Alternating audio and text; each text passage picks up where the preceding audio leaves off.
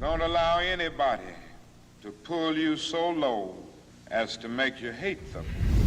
I want to ask you a question, and that is, what is in your life's blueprint?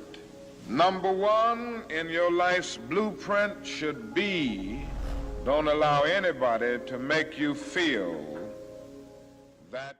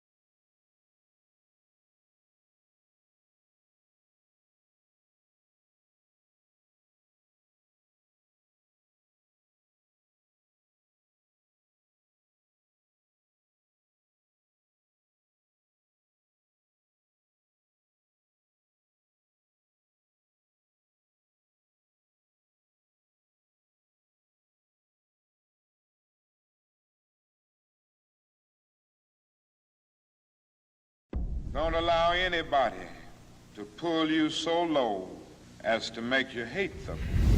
I want to ask you a question, and that is, what is in your life's blueprint? Number one in your life's blueprint should be, don't allow anybody to make you feel that you are nobody. Always feel that you count. Always feel that you have worth.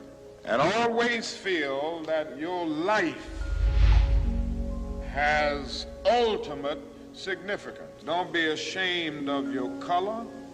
Don't be ashamed of your biological features. Somehow you must be able to say in your own lives and really believe it, I am black but beautiful. And believe it in your heart. Secondly, in your life's blueprint, you must have the determination to achieve excellence in your various fields of endeavor. When you discover what you're going to be in life, set out to do it as if God Almighty called you at this particular moment in history to do it. It falls your lot to be a street sweeper. Sweep streets like Michelangelo painted pictures. Sweep streets like Beethoven composed music. Sweep streets like Leontine Price sings before the Metropolitan Opera. Sweep streets like Shakespeare wrote poetry. And so from an old slave cabin of Virginia's hills, Booker T. Washington rose up to be one of America's great leaders. He lit a torch in Alabama, and darkness fled in that setting from a poverty-stricken area of Philadelphia, Pennsylvania.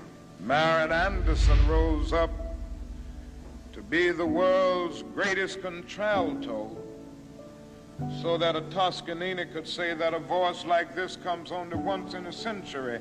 And Sibelius of Finland could say, my roof is too low for such a voice from crippling circumstances. There came a George Washington Carver to carve for himself an imperishable niche in the annals of science. Then came Joe Louis and Muhammad Ali with their educated fists. All of them came to tell us that we can be somebody. Skin may differ, but affection dwells in black and white the same. And if I were so tall as to reach the pole, or to grasp the ocean at a span, I must be measured by my soul. The mind is the standard of the man. Finally,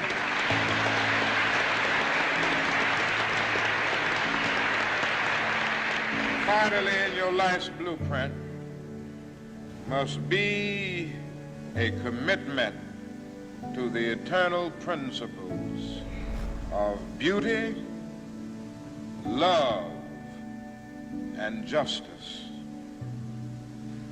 Don't allow anybody to pull you so low as to make you hate them.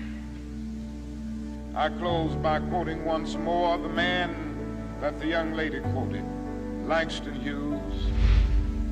One day he wrote a poem entitled Mother to Son. Well, son, I'll tell you, life for me ain't been no crystal stad. It's had tacks in it, boards torn up, places with no carpet on the floor, bare. But all the time, I's been a-climbing on and reaching landings and turning corners and sometimes going in the dark where there ain't been no light. So, boy, don't you stop now. Don't you sit down on the steps 'cause you find this kind of hard. But I's still going, boy. I's still climbing. And life for me ain't been no crystal stair. If you can't run, walk. If you can't walk, crawl. But by all means, keep moving. Don't allow anybody to pull you so low as to make you hate them. I want to ask you a question, and that is, what is in your life's blueprint? Number one in your life's blueprint should be, don't allow anybody to make you feel that you are nobody. Always feel that you count. Always feel that you have worth. And always feel that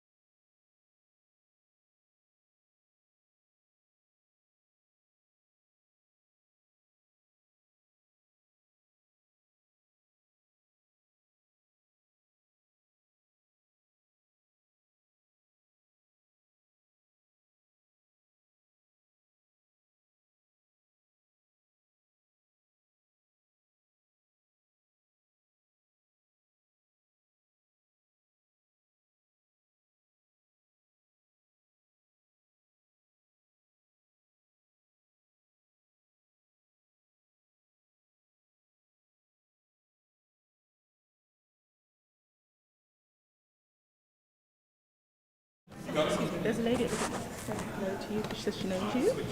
Oh, okay. I'm coming to say hello to her just a moment. Thank you.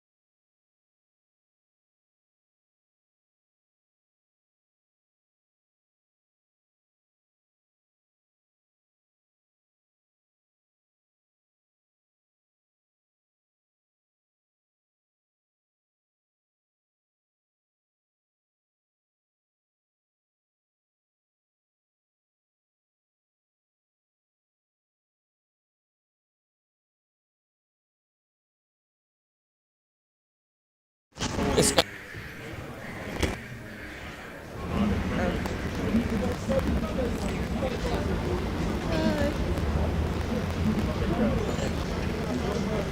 You don't know me, but I know you because you made me a citizen a few weeks ago. So it's nice to see you again. I'm Jennifer from the American Anatomy. Oh, hi Jennifer. You'll be in the concert tonight. Oh, yes. Thank You're you. now going to be the framed photo in our house. Oh, nice.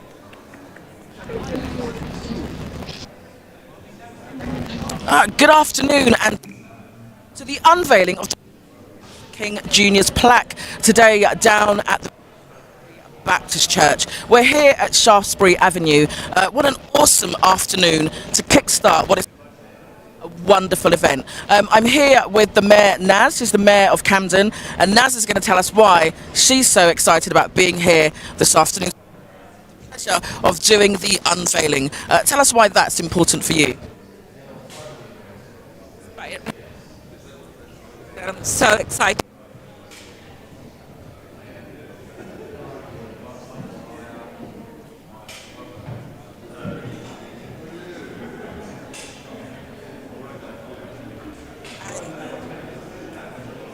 seeing him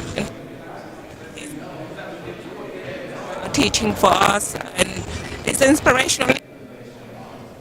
Of course, we also want to send condolences out to the family. Junior son,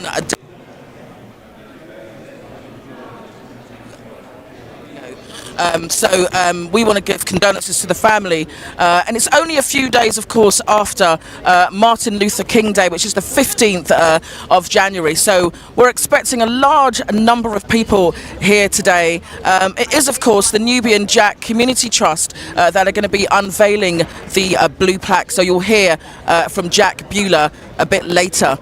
You've just heard from the Mayor, Naz, and she's excited about the fact that on October 29th in 1961, of course, here is where Dr. Martin Luther King Jr. gave an unforgettable speech. Let me tell you about the run.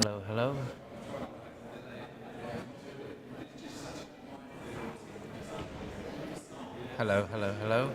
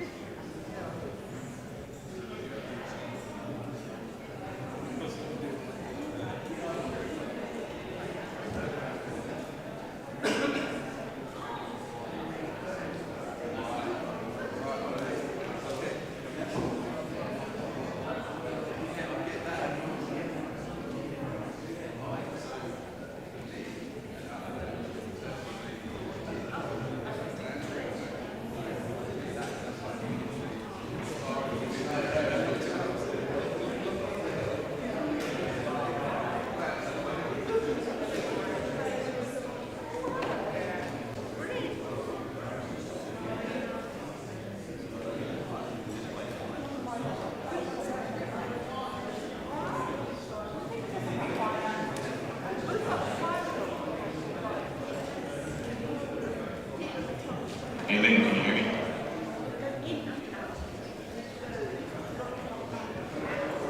Just testing myself.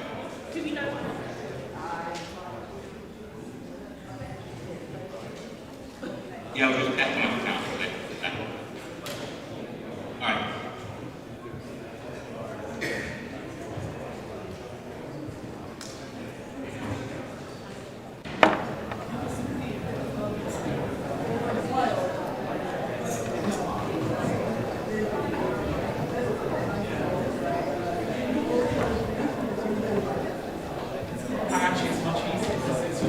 That's fantastic. You ready? Let's see if that works. So do you want me to do 1, 2? Professor, if you come and stand next to me here, is it at the right height?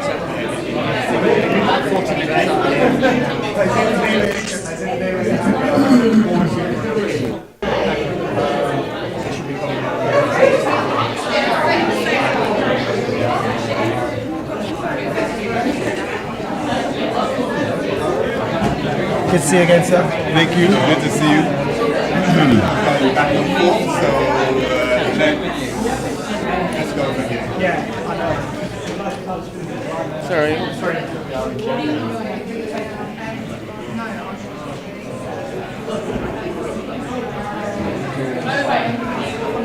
If you move it into... How's that?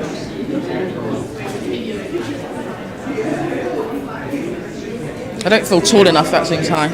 Sorry. How are we going to stop people from walking in? Okay.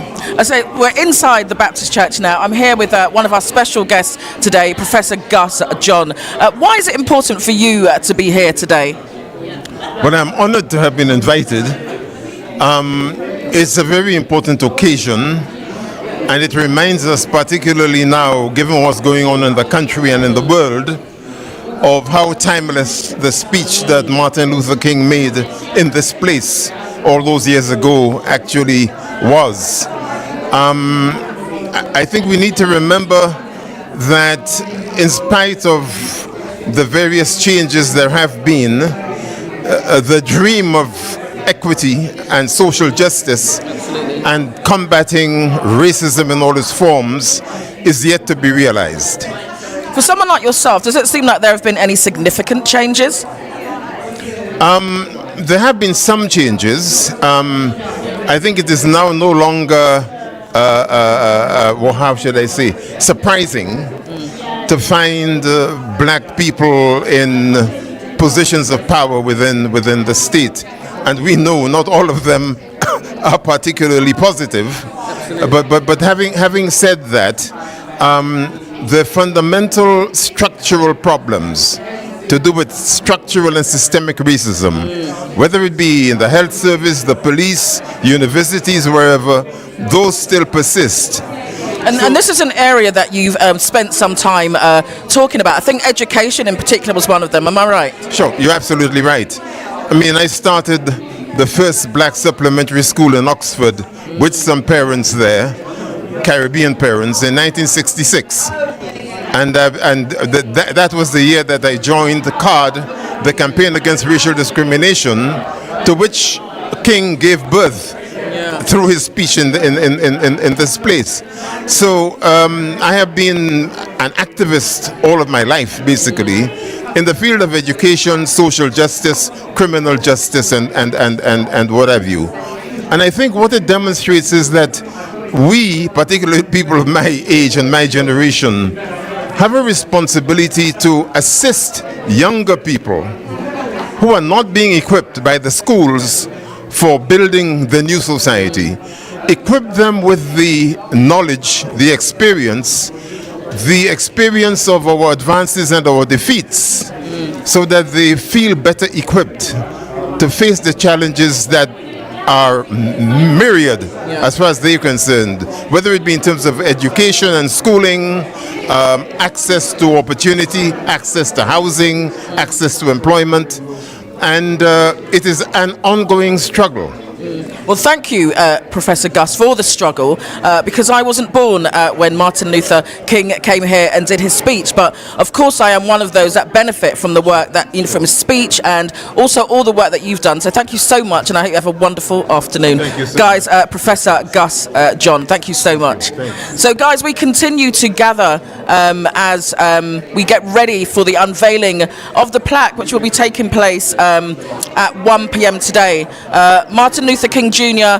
First done his speech here in 29th of October 1961, and it's a pleasure to be here today. I can see Jack Bueller in my peripheral. I wonder if he's going to come and say hi to us. Dr. Jack, do you have a few moments? So this is Dr. Jack Bueller. Just move closely, let's get to know each other. Dr. Jack Bueller, he's going to say a few words about why it's important for the Nubian Jack Trust to be here today. Dr. Jack Bueller. First of all praises to His Majesty Imperial Selassie the First, Imperial Jah Rastafari. It is indeed a pleasure to be here to honour the wonderful Dr. Martin Luther King at this place where he did his very first British sermon on this site, in this space, at that stage. And the Nubian Jack Community Trust will be starting the project now. So I'm just saying hello to the world. You will be our voice of the world. You'll be the voice of the people, and I look forward to communicating with them after we started the ceremony right now. Absolutely, guys. Dr. Jack Bueller. I believe the ceremony is going to start, so we're going to be going inside now.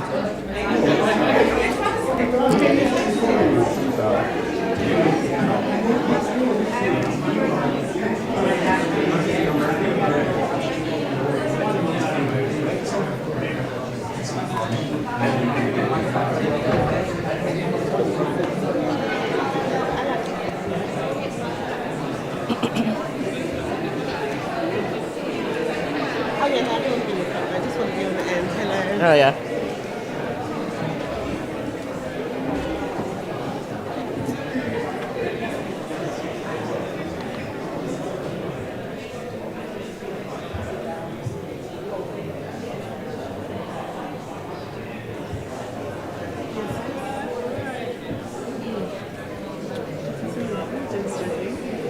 Looking gorgeous as always.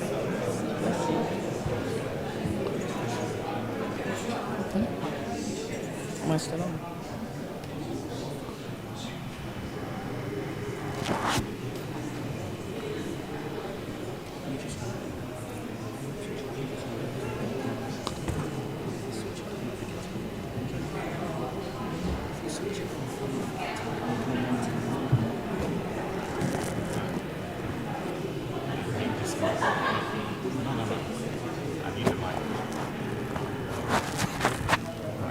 What we're going to do, I'm going to...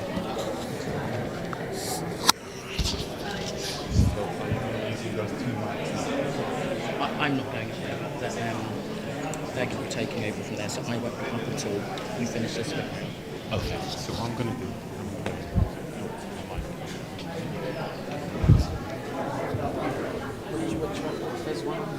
Yeah, I'm going to put one.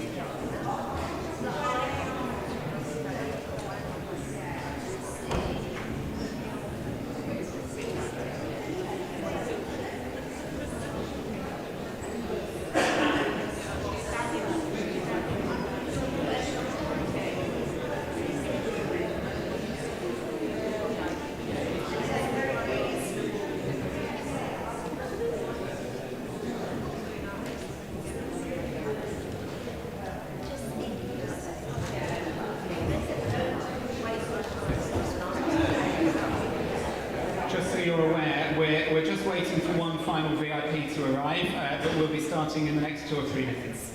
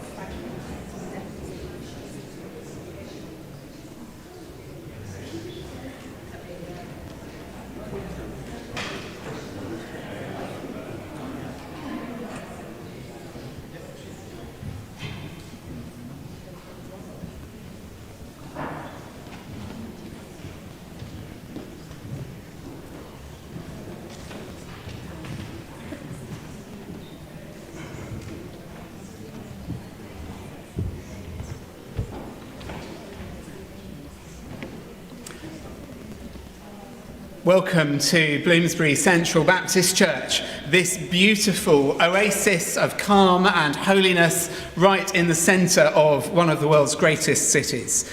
It is an absolute delight to have such an august and beautiful bunch of people who have come here to be with us to celebrate this blue plaque that you'll be getting to see shortly.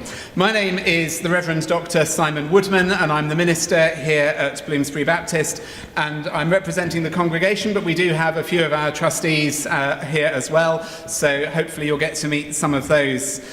Just a couple of practicalities, as we always have to begin with such. There's toilets on either side, and there's an accessible toilet in the foyer, and there are further toilets downstairs should you need those. Those of you who were given wristbands on your way in, you are invited to come downstairs for part 2 once we're finished up here. And hopefully you'll be able to do that. The colours of the wristband, by the way, are irrelevant. They're just different colours. Particularly want to welcome a number of our guests. Want to mention the US Ambassador Jane Hartley, Nubian Jack, whose name will be on the plaque as well, as he's been the sponsoring body for that, and he'll say more about that shortly. From Camden Council, we're pleased to welcome councillors Nadia Shah and Sabrina Francis, the Mayor of Camden, Councillor Nazma Rahman, and the Chief Exec of Camden Council, Jenny Rowlands. We're going to be welcoming online Lynn Washington and Patrick Duff, who will be speaking to us later, and Jonathan Eig, who has just written what surely has to be the definitive biography of Martin Luther King, and he's going to be giving the keynote address downstairs in part 2. So why this building? Why are we here? This building was built in 1848 by a chap called Sir Samuel Morton Peto, who built incredible buildings. He built a lot of what's now the Houses of Parliament. He built Trafalgar Square and Nelson's Column. He was a Baptist, and he said that the Baptist expression of the Christian faith should stand at the intersection of wealth and poverty. For him, Christianity was no middle-class thing. It needed to be making a difference to the most disempowered, the most impoverished people in the city. And he chose this location for the church that he built because it faced all the wealth of New Bloomsbury, but it backed onto the St Giles Rookery, which was at that point the worst slum in London. I mean, it's now the headquarters for Google and YouTube, but, you know, times change. And from its very beginning, the church faced into poverty, those who were marginalised, those who were excluded. And the basement here, where some of us will be going later, when it was first created, was running a school for the kids from the slums because there was no universal education in those days.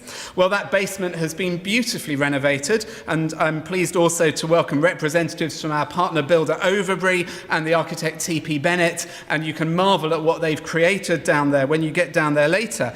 But we're also going to be treated to some performance by Impact Dance, who are now a tenant here in the building and a partner with us. They've got a dance studio upstairs, and they're going to be performing this wonderful performance of a dance, Journeys to Justice. But anyway, come forward with me 3 years from the founding of the church. It's the Great Exhibition in London of 1851. Lots of visiting Americans would be coming over to London for the Great Exhibition, and they would be wanting to come and see the amazing new Baptist chapel in central London. But we took an advert in the Times, and we said visiting Americans are welcome to Bloomsbury Central Baptist Church unless you are supportive of the fugitive slave laws in the States, in which case you are denied access to the Lord's table here. So within 3 years, we were excommunicating slave owners. And that trajectory of taking a bold public stand on issues of justice has remained with us. And that leads 100 years later to the 29th of October 1961, and this firebrand Baptist pastor from the States, the Reverend Dr. Martin Luther King Jr., is coming to London to speak at an anti-apartheid rally because he knows that injustice anywhere in the world is unacceptable. And so he's been doing all this work in the United States, and now he's turning his attention to the evils of apartheid in South Africa. And he's invited to come and speak here, and he preaches his wonderful sermon, The Three Dimensions of the Complete Life, here in this auditorium on that evening. And in a moment, we're going to hear his voice again. Sadly, we don't have a recording of him on that night, but we do have a recording of him giving the same sermon 3 months later. So he would have been using the same notes. It would have been the same sermon. So we're hearing that again. We've got an edited 6-minute clip of that. Just want to also note that Martin Luther King Jr.'s son, Dexter Scott King, who was born in 1961, the year his dad came here, he sadly died this week. And we want to have maybe just a moment of silence as we then go into the sermon to recognise that loss of that great person, Martin Luther King's son. But we'll have a moment of silence, and then we'll hear the great preacher's voice.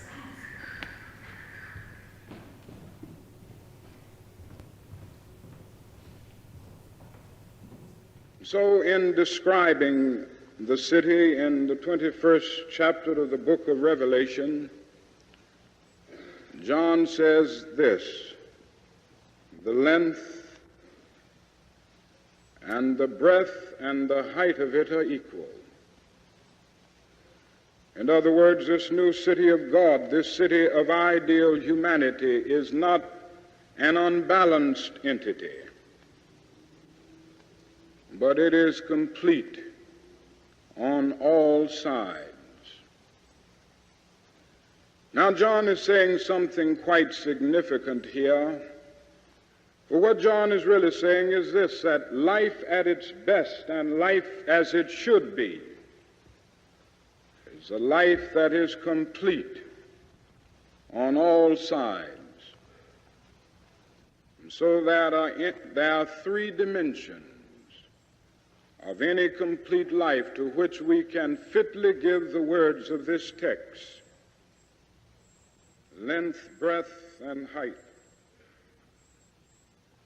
Now, the length of life, as we shall use it here, is not its duration, not its longevity, but it is the push of a life forward to achieve its personal ends and ambitions. It is the inward concern for one's own welfare. The breadth of life is the outward concern for the welfare of others. And the height of life is the upward reach for God. These are the three dimensions of a complete life. Now let us begin with the length of life. And I've said that this is a dimension in which the individual is concerned with developing his inner powers. In a sense, this is the selfish dimension of life. And that is such a thing as rational and healthy self-interest. If we are concerned about other selves, we must also be concerned about our own selves. This dimension of length also means that we have a legitimate responsibility to set out to discover what we are made for, to set out to discover our life's work, the center of our talent. And then after we discover this, we have the responsibility to do that life's work with all of the strength and all of the power and all of the commitment that we can muster up. We should do it so well that nobody could do it better. The individual must realize that no matter what this life's work happens to be, if it is for the upbuilding of humanity, it has cosmic significance. But we must not stop here. Some people never get beyond this first dimension of life. They are often brilliant people.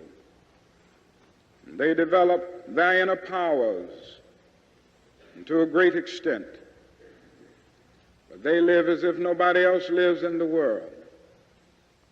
And that is nothing more tragic than to find an individual bogged down in the length of life and devoid of the breath. Now, the breath of life is, as I said earlier, the outward concern for the welfare of others. May I say to you this morning that an individual has not begun to live until he can rise above the narrow confines of his individualistic concerns to the broader concerns of all humanity. All life is interrelated. We are caught in an inescapable network of mutuality, tied in a single garment of destiny. Whatever affects one directly, it affects all indirectly. Many people never get beyond these first two dimensions, and so they seek to live life without a sky. But if life is to be complete, I would suggest that the individual must rise up beyond his self-interest, even beyond humanity, and discover the eternal God whose purpose changes not. And so this dimension gives us a bit of faith in the future. It gives us a sense of cosmic companionship as we struggle to grapple with the problems of life and the problems of the universe. Before the victory for brotherhood is won, some may have to get scarred up, but we shall overcome. Before the victory for justice is won, some may be thrown in jail, but still we shall overcome. Before the victory for brotherhood is won, some will have to be misunderstood, but we shall overcome. Why? Because the arc of the moral universe is long, but it bends toward justice.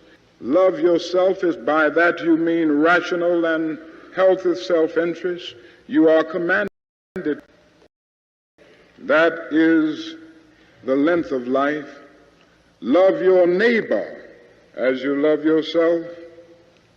You are commanded to do that. That is the breath of life. But never forget that that is the first and even greater commandment. Love the Lord thy God with all thy heart and with all thy soul and with all thy mind. That is the height of life. And when this is developed, the individual lives a complete life.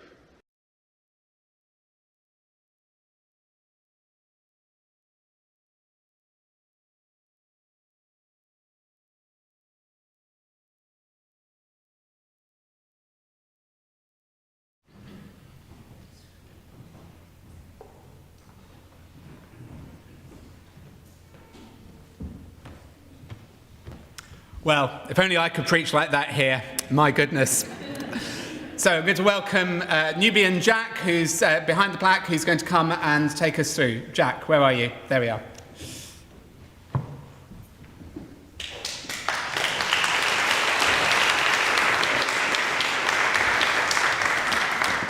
Thank you. Wow, what a wonderful speech that was. Absolutely incredible that in this very room we could actually witness the God that is Dr. Martin Luther King. It was the very same sermon, but of course that was a recording done in the United States. Welcome everybody to this momentous occasion. It's indeed a pleasure to have you all here. I'm so proud to be installing the very first, or my organisation of course, to be installing the very first plaque in the capital this year, and it happens to be to the wonderful Reverend Dr. Martin Luther King. Proud that it's the very first time a blue plaque has been given permission to be installed in an ecclesiastical building, ladies and gentlemen. So that is a historic first as well. In English heritage, that clap goes out to English heritage and of course to God, because when Simon and I put the application together and I presented it to Simon, he knew perfectly well we weren't going to get permission from English heritage. But credit to him, he played along as if it was, a formality, and he gave it away, because when I told him that we got permission, he was shocked. So it's indeed a wonderful pleasure. It's also great to see such a wonderful, dispersed, diverse group of people representing different disparate groups. So again, thank you all coming out today. First, some housekeeping rules, Simon. I don't know if that's been done, but ladies and gentlemen, just to keep it brief, there's a toilet on my right and there's a toilet on my left at the back there. So, without further ado, I'd like to introduce, first of all, I must say, this project has been put together. It's a triumvirate. It's Camden Council, of course, Bloomsbury Baptist Church, and the Nubian Jack Community Trust. And I'd like to welcome to the stage the representation for Camden Council. Her name is Nadia Shah. She's the leading Camden Council's equality, diversity person, and she is going to give us an opening speech. Thank you.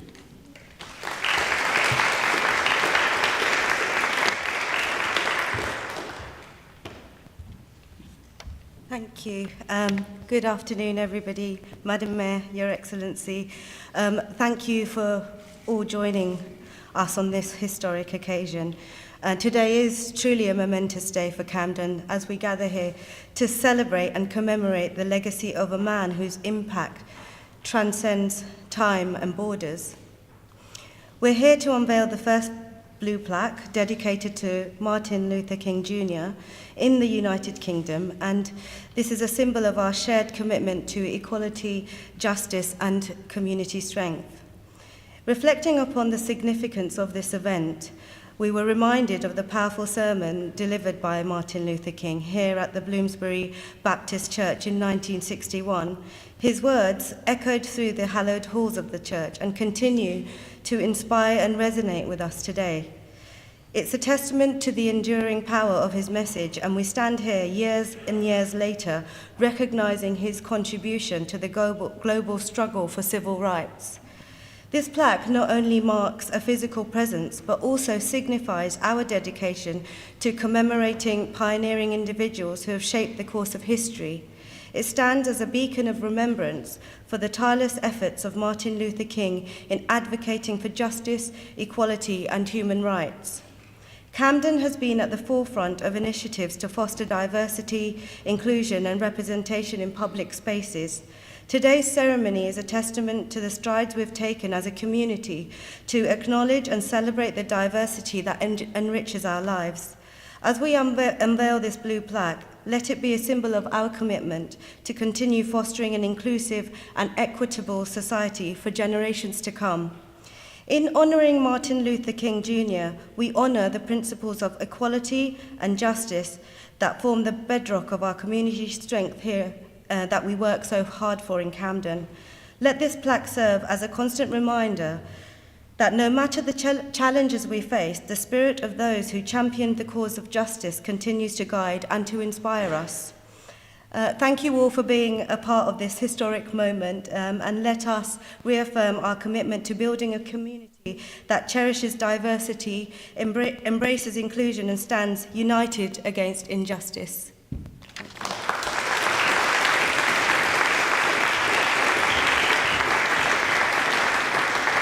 Fantastic, thank you, Councillor Shah. Ladies and gentlemen, it's not easy making history. You have to be stubborn, you have to have self-belief, you have to ruffle a few feathers, you have to be a disruptor, you have to be disliked. All of that applied to Martin Luther King before he became canonized as the saint that he was. And actually it applies to me. This is my 96th plaque. It is my 9th plaque in... Thank you, thank you. I'll be collecting collections later, so put your money where your mouth is.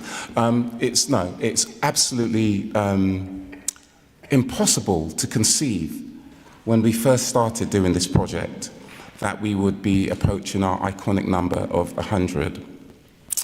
We've done several people along the way. We've worked with the American Embassy. Last time we worked together, actually, we did a tribute to Frederick Douglass, ladies and gentlemen. So what I'd like to now do is call to the stage Ambassador Jane Hartley, representing the Embassy of the United States.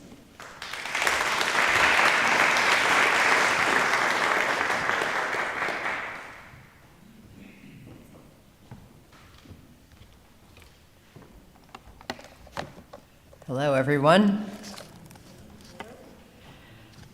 Reverend Simon Woodman, Councillor Shah and Francis, Mr. Jonathan Eig, and our fellow guests, speakers and performers, including Mr. Anabudo and everyone at Impact Dance. So today, we honor the legacy of Martin Luther King, Jr., a man whose words and deeds accomplished nothing less than truly the elevation of the human race. A man whose words were once spoken here at the Bloomsbury Central Baptist Church on a Sunday morning in 1961, the first time he ever preached in London. His life and his legacy have moved so many people in our country, and clearly the same is true here in Bloomsbury. Only a few years ago, you held a 60th anniversary celebration of that very special Sunday, where a few parishioners still recalled some of the messages he imparted that day. And I believe that we need Dr. King's message today just as much as we did back then.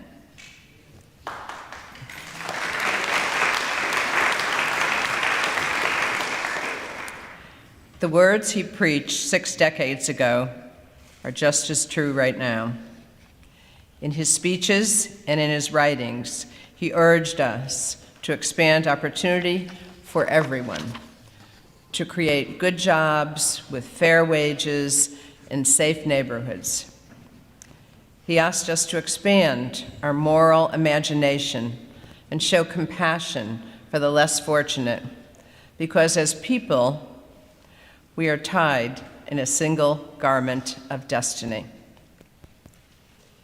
He told us that the suffering of others was important, not just to them, but to us, because injustice everywhere is a threat. Injustice anywhere is a threat to justice everywhere.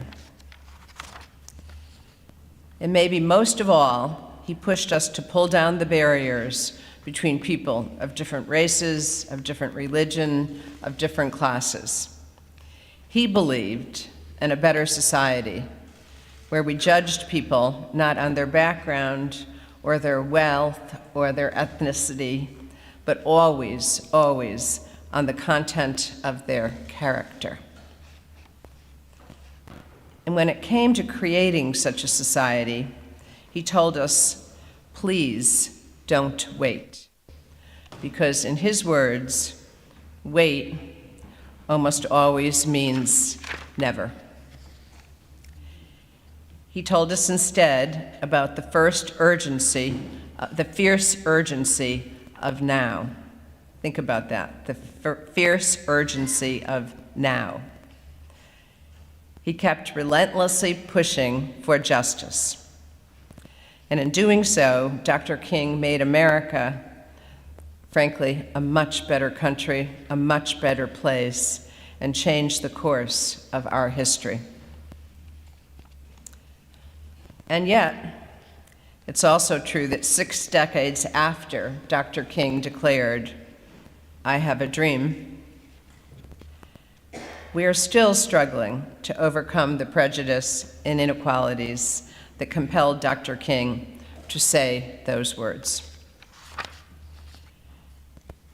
So as we celebrate his holiday and commemorate his time here in London, let us also think about how we can carry his message of justice, of equality forward.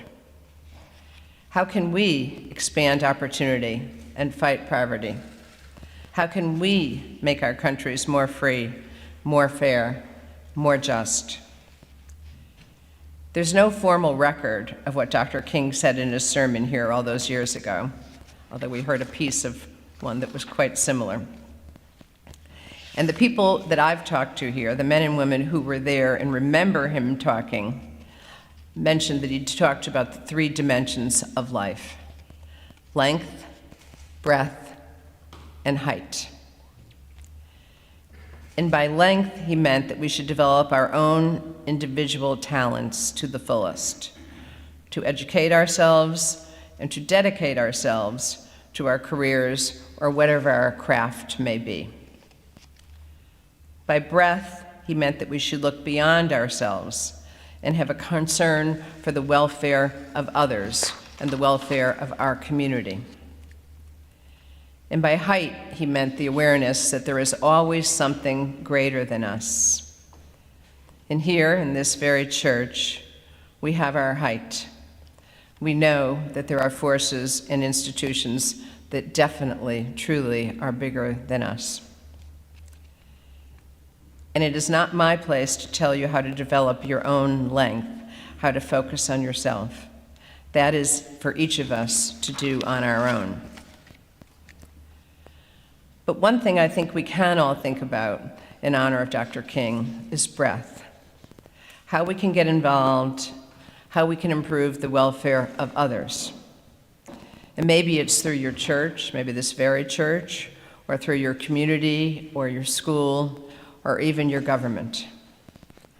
But I do know we won't change anything if we don't get involved. So concern for the welfare of others, that was at the core of Dr. King's message. It's what it means to be a good neighbor, to be a good friend, and very importantly, in these difficult days, to be a good citizen. So if we can do a little more this year to care for our friends, to care for our neighbors, to care for our fellow citizens, we will honor Dr. King's legacy.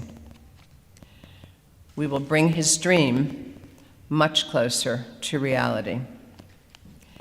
And we will prove what Dr. King once said, that while the arc of the moral universe is very long, it bends toward justice. Thank you so much.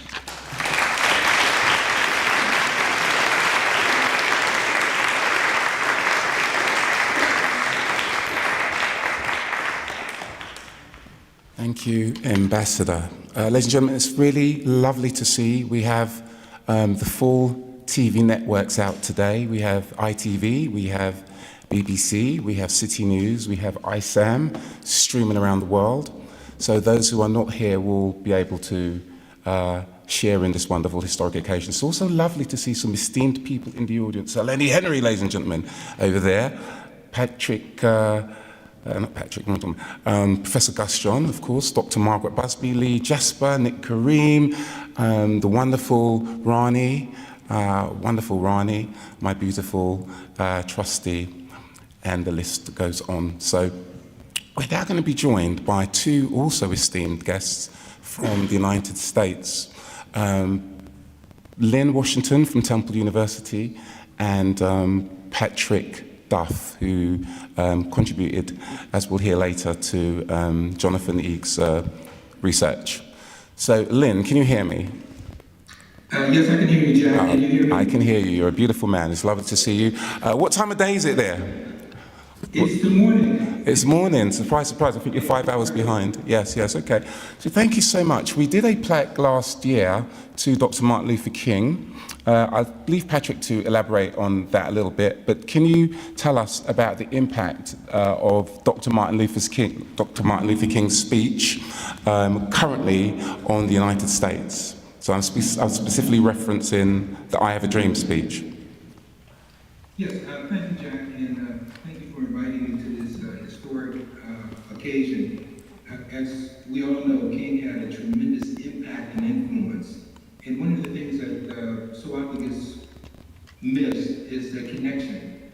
The very day that Dr. Martin Luther King delivered that fabled I Have a Dream speech, there was an end to the bus boycott in Bristol, England, where people were trying to have fair employment practices.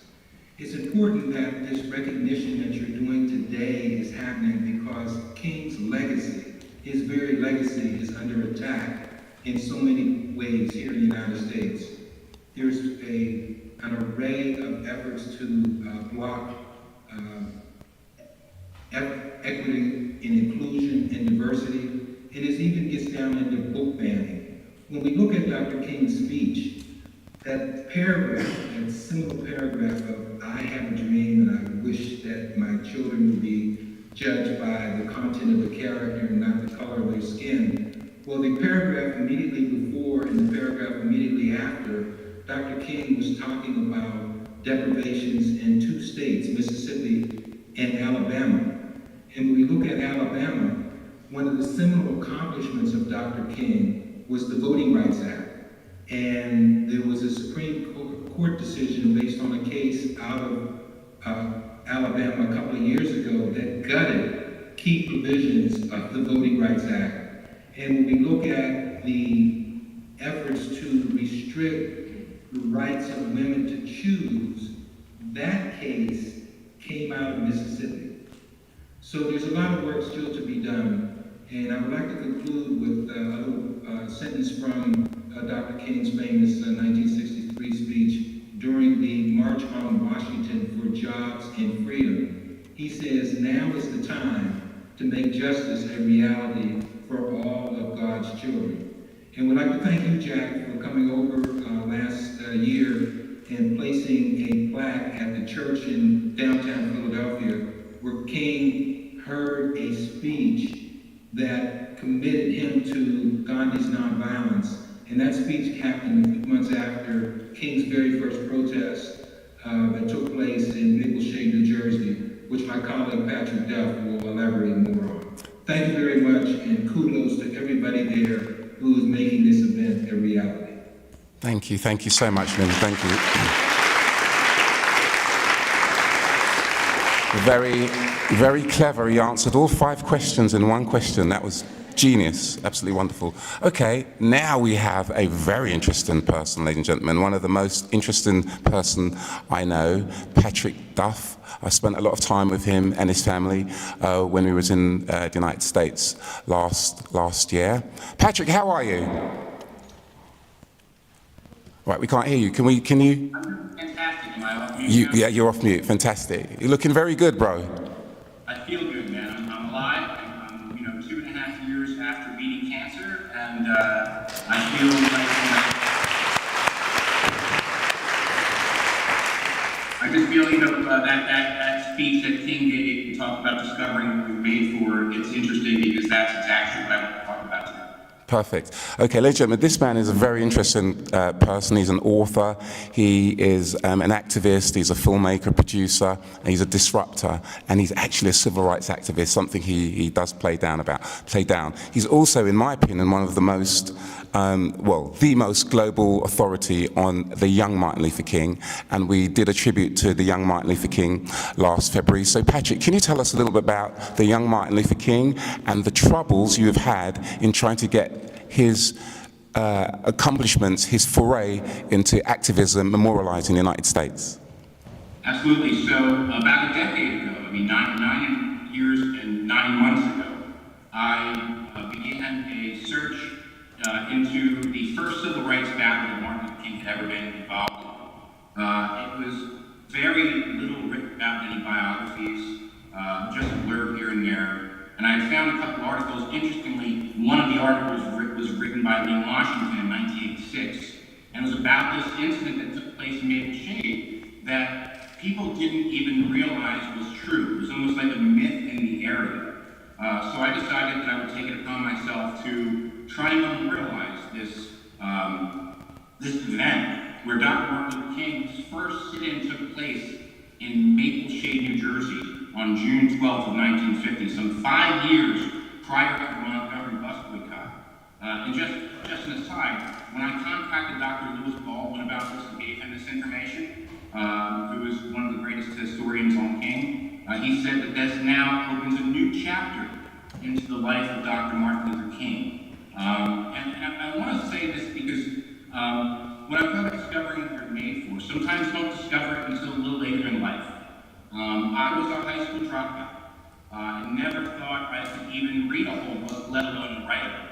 I surely never thought I'd be in a book writing about Martin Luther King or changing the history and correcting some of the history of the greatest civil rights leader in the world. But here I am, and I did it. And not only am I in the seminarian, which is written by Patrick Carr, which actually has a picture of the house in Camden in the book. That's a house in Camden, New Jersey, where Dr. Martin Luther King planned his first civil rights battle. Amazing. Patrick, I was just going to say, fantastic. I just want to ask one other question very briefly, if you may.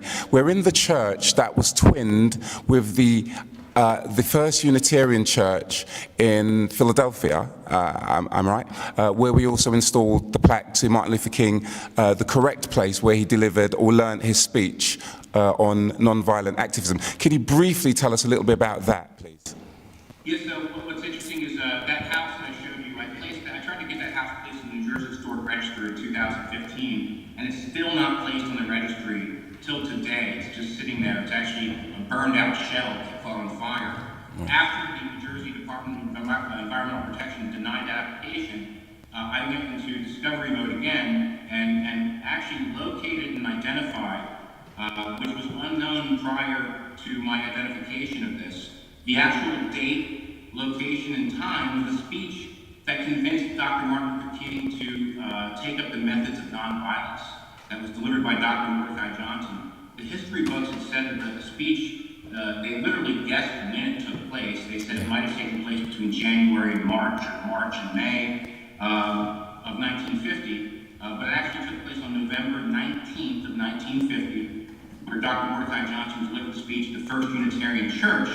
And the first ever book to recognize that is Jonathan Eig's book, who actually has a couple paragraphs about the church and also about the Maple Shade incident. And I really want to thank him for elaborating more on the Maple Shade incident and taking my advice to do so, because I do think that I think it deserves a whole book, and that's what I'm doing now, writing that book. But Jack, can I say something very quickly? Sure, very quickly, yeah. So when I started this project, I had to go speak at a city council meeting in Maple Shade, New Jersey.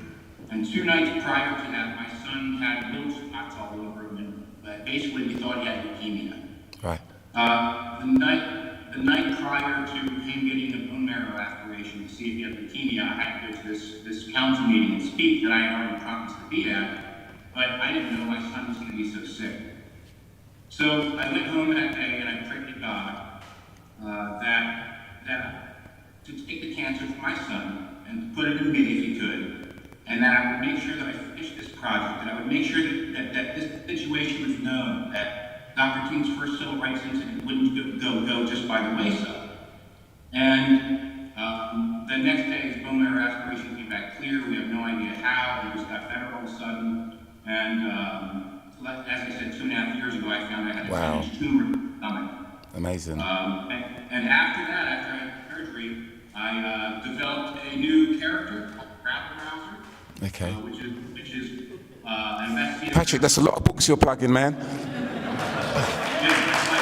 No, they deserve to be plugged. Go on, Pat. I never thought I would write a book, but here it is. It's on Amazon. I'm not as best-selling as Jonathan Eig. What's it called? Just one more time. What's it called? What's your book called? Rabble Rouser Rising. Beautiful. Rabble Rouser later. Patrick, thank you very much. I'll talk to you on WhatsApp later. Thank you so much. Ladies and gentlemen, thank you so much. Okay. I do believe we've come to the iconic moment when the plaque is going to be unveiled on the inside, and some of you will get to take some photographs of it as well. Just before we do that, some people I would like to thank, of course. I'd like to thank Matherini of Camden Council. I'd like to thank, I'd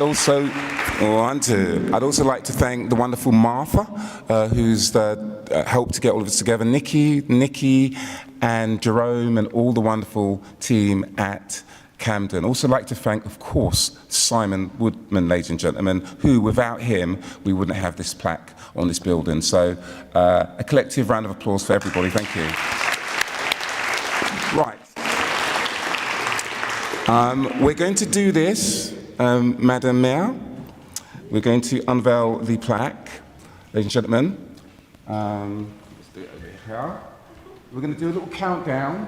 Those of you who have got phones, Twitter, TikTok, let's do this live around the world. We're going to do a little countdown, if I may. So, are we ready? Okay, 5, 4, 3, 2, 1. Woo! And there it is. What does it say? It says, I'm just going to have to nick this mic, aren't we? So I can just borrow this mic so I can read it out. I know everyone can see what it says anyway. But it says, ladies and gentlemen, it does say, the first sermon on British soil by the Reverend Dr. Martin Luther King, 1929 to 1968, was preached here at Bloomsbury Central Baptist Church on October 1961, and the 31st of October. And just to quickly say, ladies and gentlemen, Dexter King, who died, was also born in 1961, who's just recently passed away, and a wonderful holder of the King legacy. So thank you, ladies and gentlemen. We've just made history. More history is going to be made because we're going to install it outside, and we're going to be assisted by someone called Murray. He's a beautiful man, handsome man, signaling me for some money, it looks like. No, after you've put it up, mate, after you put it up. Okay, would you like to take some photos, Adrian? Please come forward. Can we get colleagues to take Okay, we're going to have the VIP Camden Intelligentsia first. Do you want to read it out? I can't see it. Make it a bit bigger. Oh, sorry. Can I have the US ambassador? The US ambassador? I think we can say that the VIPs are going to be here, but if other people are starting to make their way downstairs, Yes. downstairs is going to be starting. Perfect. I think we've got enough room downstairs for everybody to go down. So even if you've not got a wristband, you can still go downstairs. Fantastic. Thank you, Simon.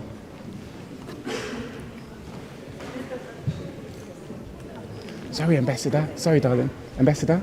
Sorry, Ambassador. Sorry, madam. Sorry, Ambassador. Just one of the two of us. Yes, thank you. Yeah, sorry. Yeah. Oops. Yeah. Okay.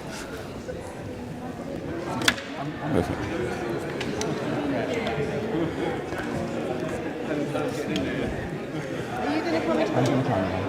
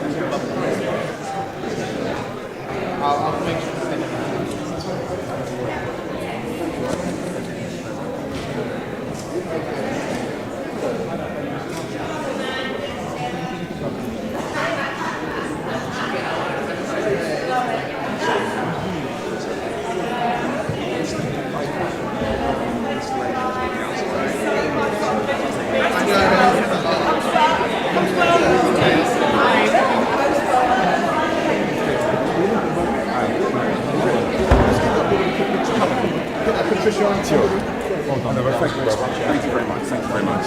Okay.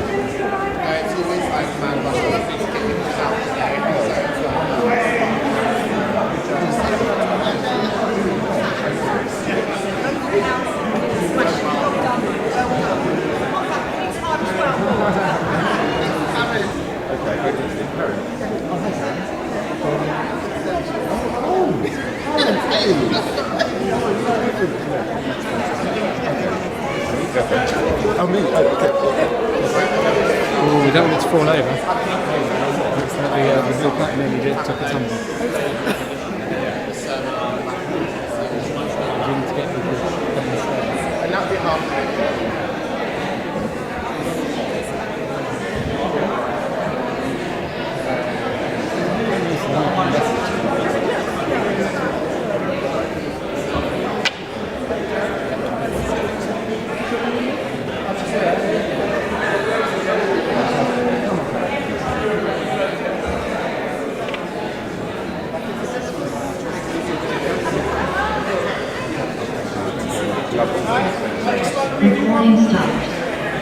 Me? Okay. Madam Mayor, chance to come.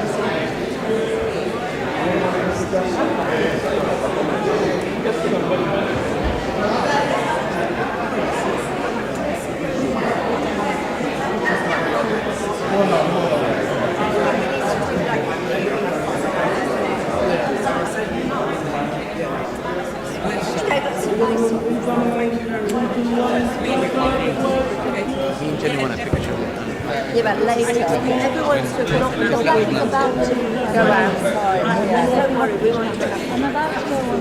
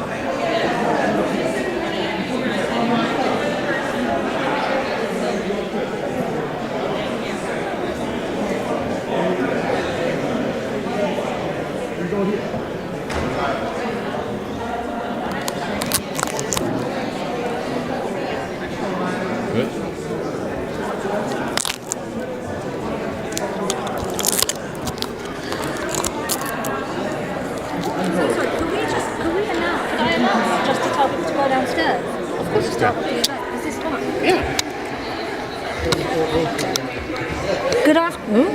It's not alive. Testing. No. Testing. Shall I shout?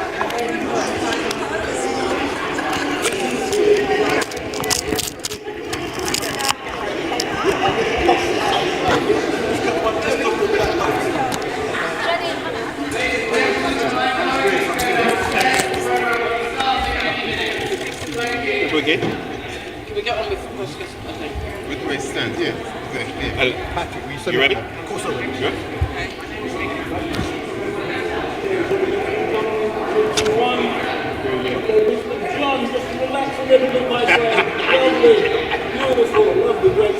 Okay, please, no, please.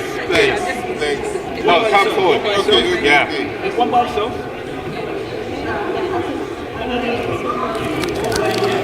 Come in. Thank you very much. Thanks. Patricia, this lady, we need to get the interview with her. Okay, well, let's do it outside. Outside, yeah. Outside wasn't great. Outside the actual church was not great. Yeah. So if we could do it inside or find a spot in here and do it. Let's do it here. Yeah, okay. Let's seize the moment. We're jumping in the queue for a photo with the plaque. Is that possible? Or are you Of doing course it right it is. now? No, you can go and take a picture. Okay. Don't move. You stay. Who's the lady? What's her name?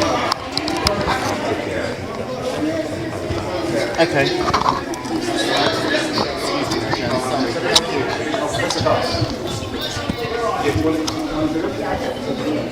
Okay, who's filming? I am filming. Okay. You okay? Blaze. Yeah. Lelisa. Yes, I do. He is right here. You want to go first? Yes, it is. After the mayor is Oh, is she? Oh, that's lovely. Are you going downstairs? Okay, I'll see you downstairs.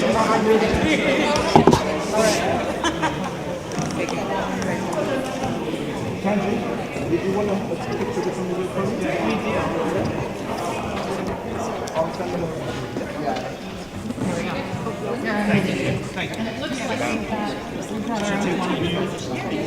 So we've got somebody. Oh, you've got something more?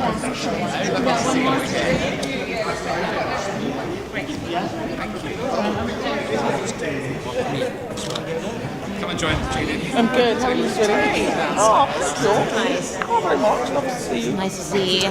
How's You still in Brent? Really? It's good. I'm doing some work for CBS Brent at the moment. Yeah. Sorry. Yeah. Project that I'm doing. Downstairs. Because they're running a half an hour late and they want to get it. Okay. Sure. Move out the way. Oh yeah. So I think. Oh yeah. Thank you. Yeah. I know we need to. Okay. So guys, we need to actually get the plaque installed. So we got to wrap up the. We got to wrap up the photos now. 3, 2, 1. Beautiful. One more. He's going to get it for us. We're good. One more. It's got to be quick. Yeah. Okay, please go ahead. One moment, please, sir. Sir, one moment. These people here, thank you. Ready, guys? Got it. Okay guys, can we move you along because we need to get the plaque installed? Yeah. Can we move you guys along? Let's have to do one more because we need to get the plaque actually on the wall. So if you guys can go downstairs, I think they're doing refreshments downstairs. Thank you. That's good. Yeah. Well, what have you done now, young lady? I was 10 years old. This is true. Yeah, I was here. I was at Gold living. I don't remember. Did you get one? Did you get one? Yes, I did. We weren't even looking at you. I'll take another one. You guys got to run because I have to. So one more. I think it's to the right, to my right. Quickly, and then that's it. And then I'm going to do it over here. Downstairs after your TV moment. Exactly after your moment. Okay, ready? We'll head downstairs. We'll see you downstairs. Okay. I've taken. Yeah, that one looks good.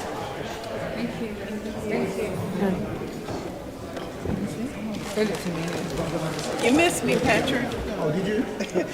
We got a shot. Yeah, we got a shot. Yeah. Right. So that was I'd like to downstairs. do. Outside. Yeah, we need to get up there. We come here. I'm going to take the plaque away right now. I'm going to install it. You're going in? Yeah, I'm You're going to going install in? it very soon. Sorry. Go on, smile. So, tell me your name. Tangi Morgan. Tangi Morgan. Yes. And you come all the way from Alabama? No. Oh, what is what Sam said you come on? No. I live in London. I am originally from Augusta, Georgia. So I grew up during Dr. King's era, and I remember the marches. I was quite young, but very much a part of the African American community, and actually, so where will we? part of the So you divine. don't tell me the whole thing that you're going to tell me again. Yeah. I'm just thinking, where shall we be? Come. Stay right there. Stay right there. With the people in the background. Yes.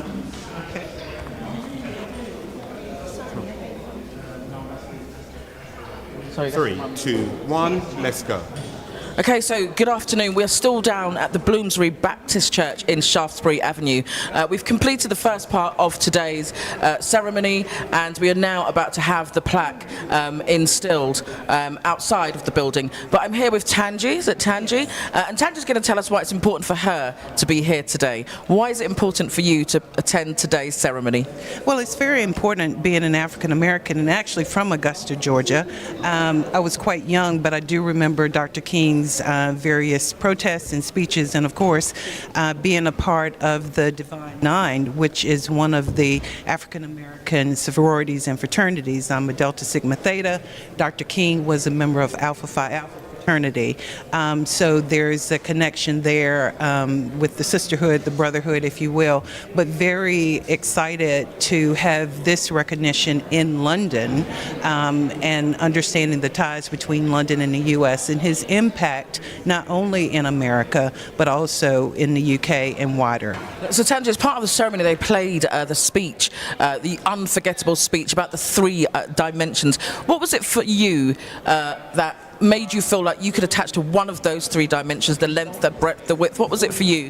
For me, it was the breadth, because being in this country for 22 years, as well as working in the city of London, being considered a role model, in the financial services area, which lacks a lot of diversity, if you will, and being an advocate to have more diversity within the city, it really the breadth and the impact, if you will, that I hope to have and continue to have really resonated with me. I love that. I love that. So the line, "We shall overcome." Do you think we have overcome? Oh, no, we haven't overcome. I mean, I think this is a dynamic. It continues to evolve. This week, we will overcome. I think that we have some of the same challenges as we had when Dr. King was alive. We continue to have them. There has been progress, if you will. However, I think that the challenges that are posed from AI, technology, the economic situation, these are new elements, if you will, of the story, but many of the same story. Sure. So we have a lot of work to do. I love that, because I guess some of the same challenges are there. They're just presented now in a different way, and some of them are not so glaring as they were before. So thank you so much for spending time with us here, and I hope you enjoy the rest of the afternoon. Ladies and gentlemen, Tenjua, thank you so much, and have a great afternoon. Thank you. All right. So guys, we're still inside the church, but the plaque is now being erected outside the building, and we will be going outside to see that. But we also have another distinguished guest. He's looking absolutely fantastic. Look at all of this. I don't know if I can stand next to him with this fantastic hat and suit. Guys, we have, of course, Mr. Lee Jasper. Why was it important for you to be here today, dressed very smartly? I think that King inspired a lot of the work that I've been involved in, and a lot of the people that we worked in. If you think of Operation Black Vote registration, massive inspiration from Dr. King. But I also think that Dr. King, not just in terms of an activist, if we can use that, but also as a person. Because if you really read his works, what this young man was saying at 22, I was struggling with at 65. Such was his profound insight into humanity, faith and love. Absolutely, because you're saying at such a young age to be so full of knowledge, and we spoke about being brave today. How brave do you think Dr. Martin Luther King Jr. was? Well, when you know that he was terrified for his own life, and he suffered that fear, and he still said it needed to be done, and went out and put himself, his family and his body on the line, that's the greatest kind of courage any other individual. You may not have fear because you may be stupid or brave, very brave.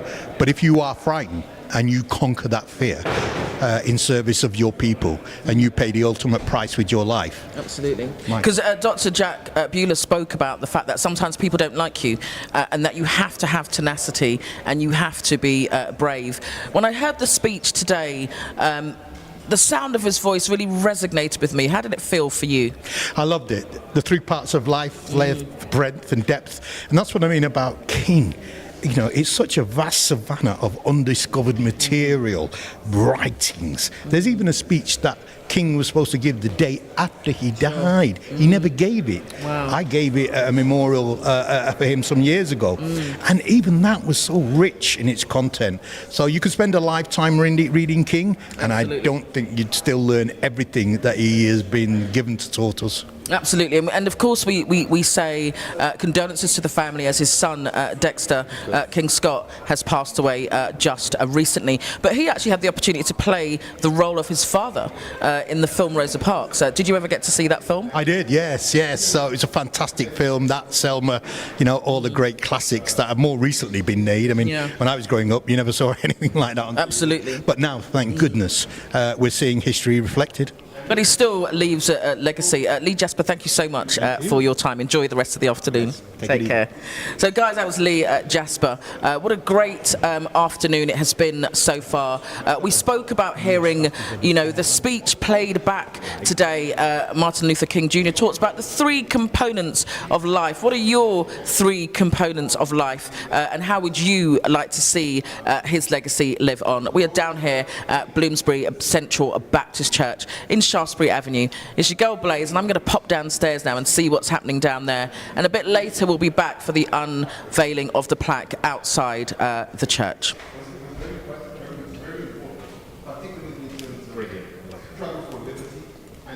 So in describing the city in the 21st chapter of the book of Revelation, John says this: the length and the breadth and the height of it are equal.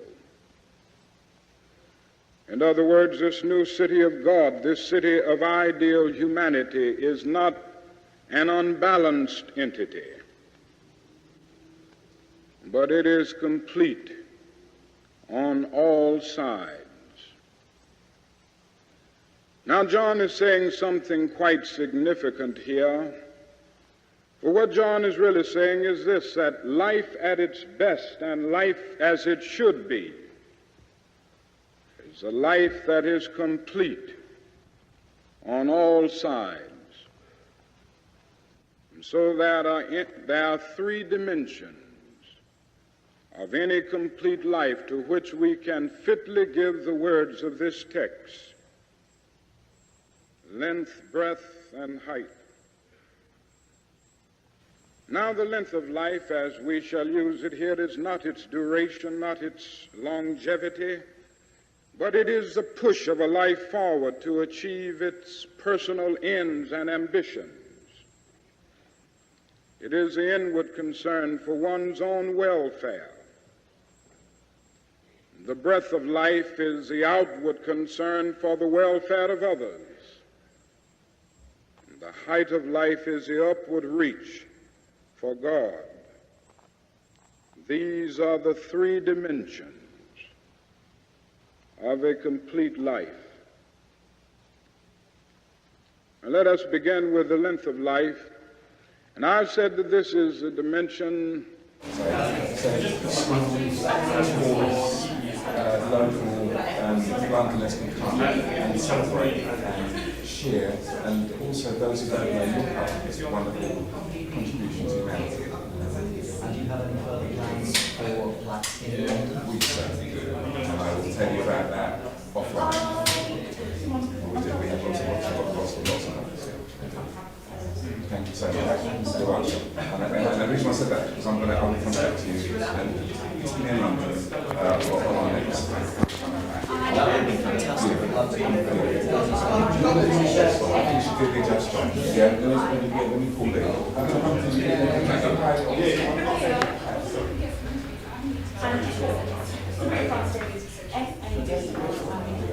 it. Always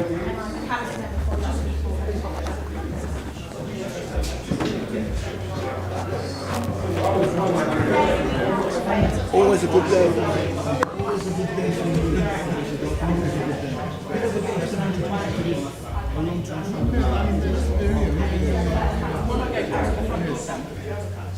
Don't allow anybody to pull you so low as to make you hate them. I want to ask you a question, and that is, what is in your life's blueprint? Number one in your life's blueprint should be, don't allow anybody to make you feel that you are nobody. Always feel that you count. Always feel that you have worth. And always feel that your life has ultimate significance. Don't be ashamed of your color. Don't be ashamed of your biological features. Somehow you must be able to say in your own lives and really believe it, I am black but beautiful. And believe it in your heart. Secondly, in your life's blueprint, you must have the determination to achieve excellence in your various fields of endeavor. When you discover what you're going to be in life, set out to do it as if God Almighty called you at this particular moment in history to do it. If it falls your lot to be a street sweeper, sweep streets like Michelangelo painted pictures. Sweep streets like Beethoven composed music. Sweep streets like Leontine Price sings before the Metropolitan Opera. Sweep streets like Shakespeare wrote poetry. And so from an old slave cabin of Virginia's hills, Booker T. Washington rose up to be one of America's great leaders. He lit a torch in Alabama, and darkness fled in that setting from a poverty-stricken area of Philadelphia, Pennsylvania. Marian Anderson rose up to be the world's greatest contralto, so that a Toscanini could say that a voice like this comes only once in a century. And Sibelius of Finland could say, my roof is too low for such a voice from crippling circumstances. There came a George Washington Carver to carve for himself an imperishable niche in the annals of science. Then came Joe Louis and Muhammad Ali with their educated fists. All of them came to tell us that we can be somebody. Skin may differ, but affection dwells in black and white the same. And if I were so tall as to reach the pole, or to grasp the ocean at a span, I must be measured by my soul. The mind is the standard of the man. Finally,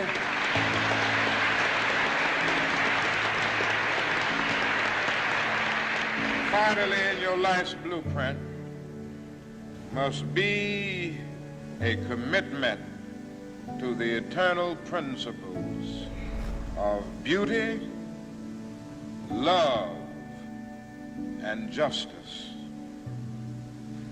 Don't allow anybody to pull you so low as to make you hate them. I close by quoting once more the man that the young lady quoted, Langston Hughes. One day he wrote a poem entitled Mother to Son. Well, son, I'll tell you, life for me ain't been no crystal staff. Move closer, move your body real close.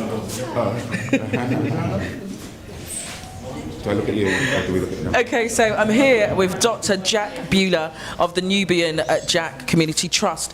We are super excited. This is plaque number 96. I'm going to have a conversation with Jack now about how that feels. Dr. Jack Bueller, plaque number 96. Where does the time go? It's absolutely wonderful. We're closing in on the iconic figure of 100.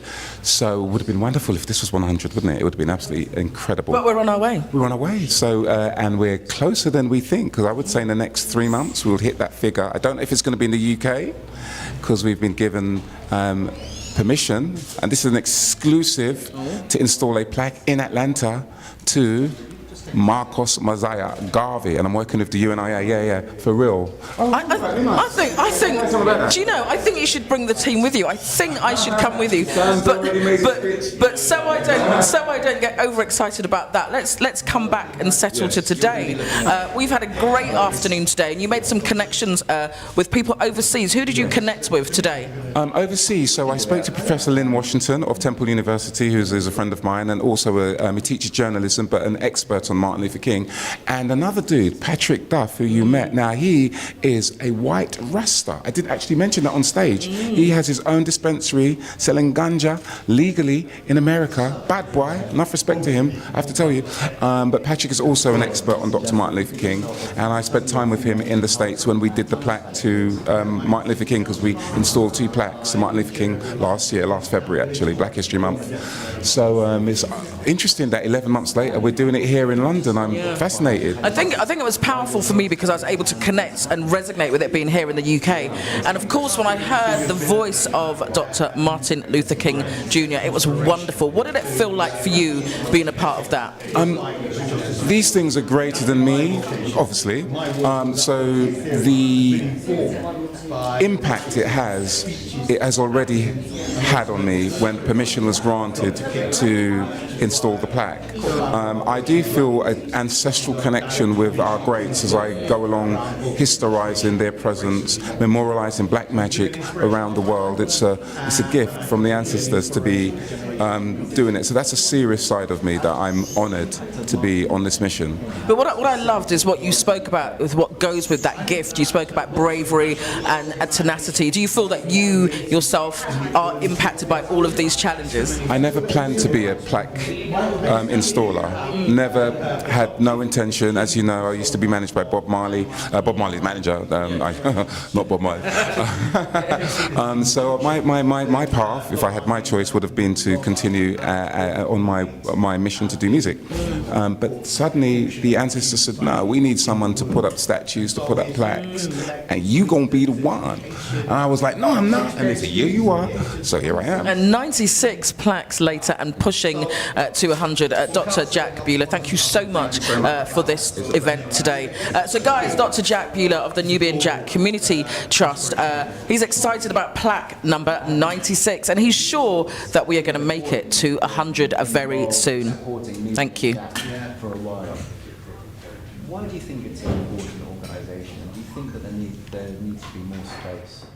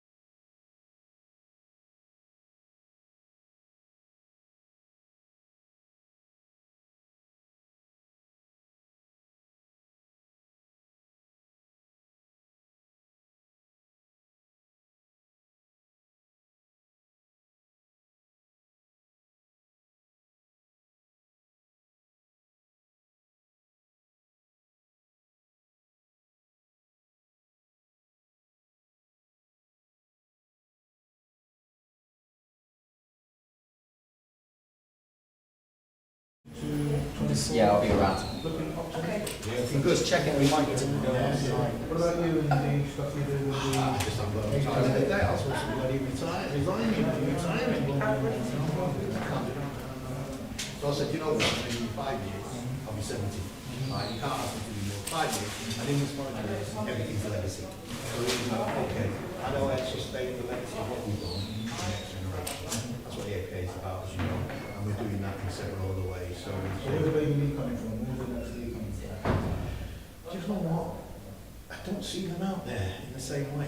But I'm about to do a national tour with Operation Black Bolt for the general election. And I'll need you for that. So I'm going to take you there. Because it's not just here, it's all around the country. So what I'd like to get is an archive of the tour. Right, so I can put on an exhibition of that. You're for that? 100%, yeah? 100%.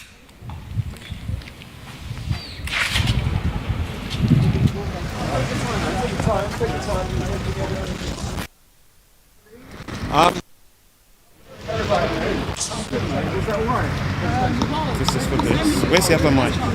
Where's the other mic? In there.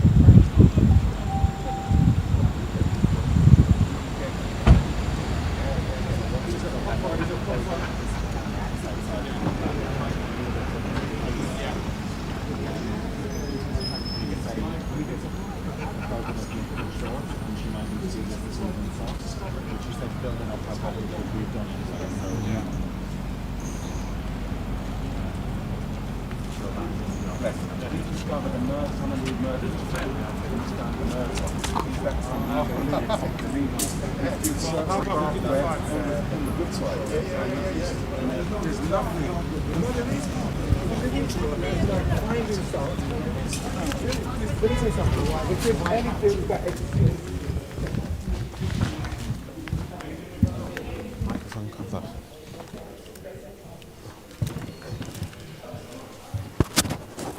Get the mic. Let's take it.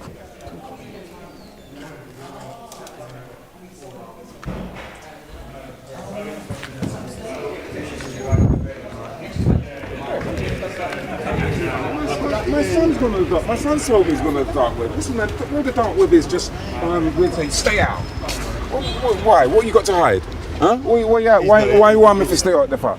Because they're selling arms. You understand, Lee? Bombs. Yeah, bro. That's Come why on, you man. should stay out. Well, boy, you know, it's time to That's true. That's true. Well, we have to disrupt, though. We have to disrupt still. We have to disrupt, man. You know what I mean? But it's all good. But are we live? Are we streaming? Are we still streaming? Okay. So for those of you who are streaming around the world, thank you so much for coming to today's event. It's been a blast. I've had a wonderful time. We are now at the, let's say, 10 to 12 moment. 10 to 12, at 12 o'clock the plaque goes up symbolically. So it's probably 10 to 12, which symbolically means, which I mean is like another 20 minutes or so before the plaque is permanently installed on this grade 2 listed building, ladies and gentlemen. Have you got a full spectrum of it?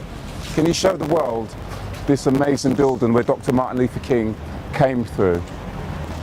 And by the way, his father also done a sermon here as well. His father also did a sermon here as well. On your right, you'll see this is ITV there, your competitors. This is eyesam and the wonderful ITV team. Where's the BBC team gone? Can I ask you, do you guys have a bit of rivalry? No, you don't? Okay, good vibes. Huh? Friendly? Oh, good. One's a multi-million. Yeah. No, ITV's multi-million-pound as well. Yeah, ITV's big, man. Come on, man. Yeah. Oh, there's ITV there. No, that's City News. That's City News. Anyway, would you like to ask me a question? What about the wonderful Lee Jasper? He is our British Martin Luther King. Both of you together. Okay. Both of you together. Okay. So Lee is a British version of Martin Luther King, even a Manchester version. Even, do you understand? It's not all sure good. about that, You know, symbolically. And as we say, Martin Luther King was more than a civil rights activist. Absolutely. You understand? He was like a human rights activist, which is what I see you as. A philosopher, a philosopher and a great orator as well. I mean, what did he mean to you, Lee? You know what? He inspired me all my life, because when you think about somebody, it's different if you're foolhardy and brave or just naturally brave. Yes, yeah. When you are frightened of something, and you conquer that fear, and you put it on, he was frightened of dying. Right, he wasn't frightened of dying. He was frightened. He was frightened. Okay. Yeah, he often said, yes. I'm really concerned about it. And but when there was a time when he said, well, I might not get you with you, but I don't care about it anymore. No, but he said, I want to live a long life. Yeah, that's true. Right? He did say that. He wanted the length He's got of children, his life. yeah. But he was willing to make his sacrifice, knowing it might cost him his life. Yeah. He made it anyway. Yeah, he made it. And he was frightened of that. Correct, How brave do you have to be to do something you're terrified of? The thing is, he's living forever. Yeah. And this is what we're doing, memorialising this space as well. You may not know this, but I did a tribute to Malcolm X as well. Okay. Do you know that, Pat? Where in Smethwick? Yes, that's my plaque. Yeah. So Malcolm X is memorialised in Smethwick. Do you know that, Patrick? On the road that Malcolm X walked, there's a famous BBC clipping that you see Malcolm X walking. Yeah. We put the plaque on that. Yeah. Well, you know, I was watching the other day, the Bob Marley unveiling. Oh, okay. We did that. We did. Yeah. We did. Yeah. At Yes. Before the plaque, I taught my family Black history through the board games. Wow. You created. I believe I'm making a bit of history. You know, I'm making it. Yeah. No, you know what it is, Lee? You know what it is, Lee? And especially 100. Come on. Do you know what it is, Lee? I'm going to tell you something. Forget me. Because I've got to come along. Lee, I have to tell you, it's not in our interest to know what we're doing. So it's not false modesty. I kind of I'm always driving forward. I don't look in the rear mirror. Every now and again you kind of think, oh my God, because something might come on and you think, oh yeah, I was involved with that. You understand? But yeah, you understand. Yeah, we ain't got time, brother. We just got to keep pushing forward, bro. Yeah. If you want to pick over the past. Yes. When we're dead, then we can. You understand? We can do that. Yeah. You understand? Yeah. So it's all good. So Sam, it's all good. Who's this? Introduce yourself. Hello, darling. Nice to meet you. Lovely, beautiful woman. Beautiful, thank you. Thanks so much for this lovely time. I'm from Brazil. Are you from Brazil? Yes, okay, lovely. I have an Afro-Brazil organization here. Oh, wow. Yes, okay. to fight against racism. I follow the Martin Luther King. Oh, really? Yes, because it's impacting your life. Absolutely. We are in the West, particularly empathetic about what's happening in Brazil with our African family in there, because we think what's happening is tantamount to, well, I don't know about apartheid, but it's definitely racism, systematic racism. Yes, because Brazil is the largest nation in the world. Yes, of diaspora and Africans, Happen every 23 So this is what they do. An African is, one young boy died in Brazil. Wow. Due to his colour. Police brutality. Yes. Justice. And the black people there is very dangerous for us. People know about Say it one more time. United States. Yes, United States. But if you look to Brazil, every time you have a George Floyd. Wow, I've heard. 23 minutes every day. Wow, that's incessant. Yeah. And let's go to some of the street young people and the black street kids. Yeah. So who's their voice? Who's their voice in Brazil? Oh, now we have one minister. Yes.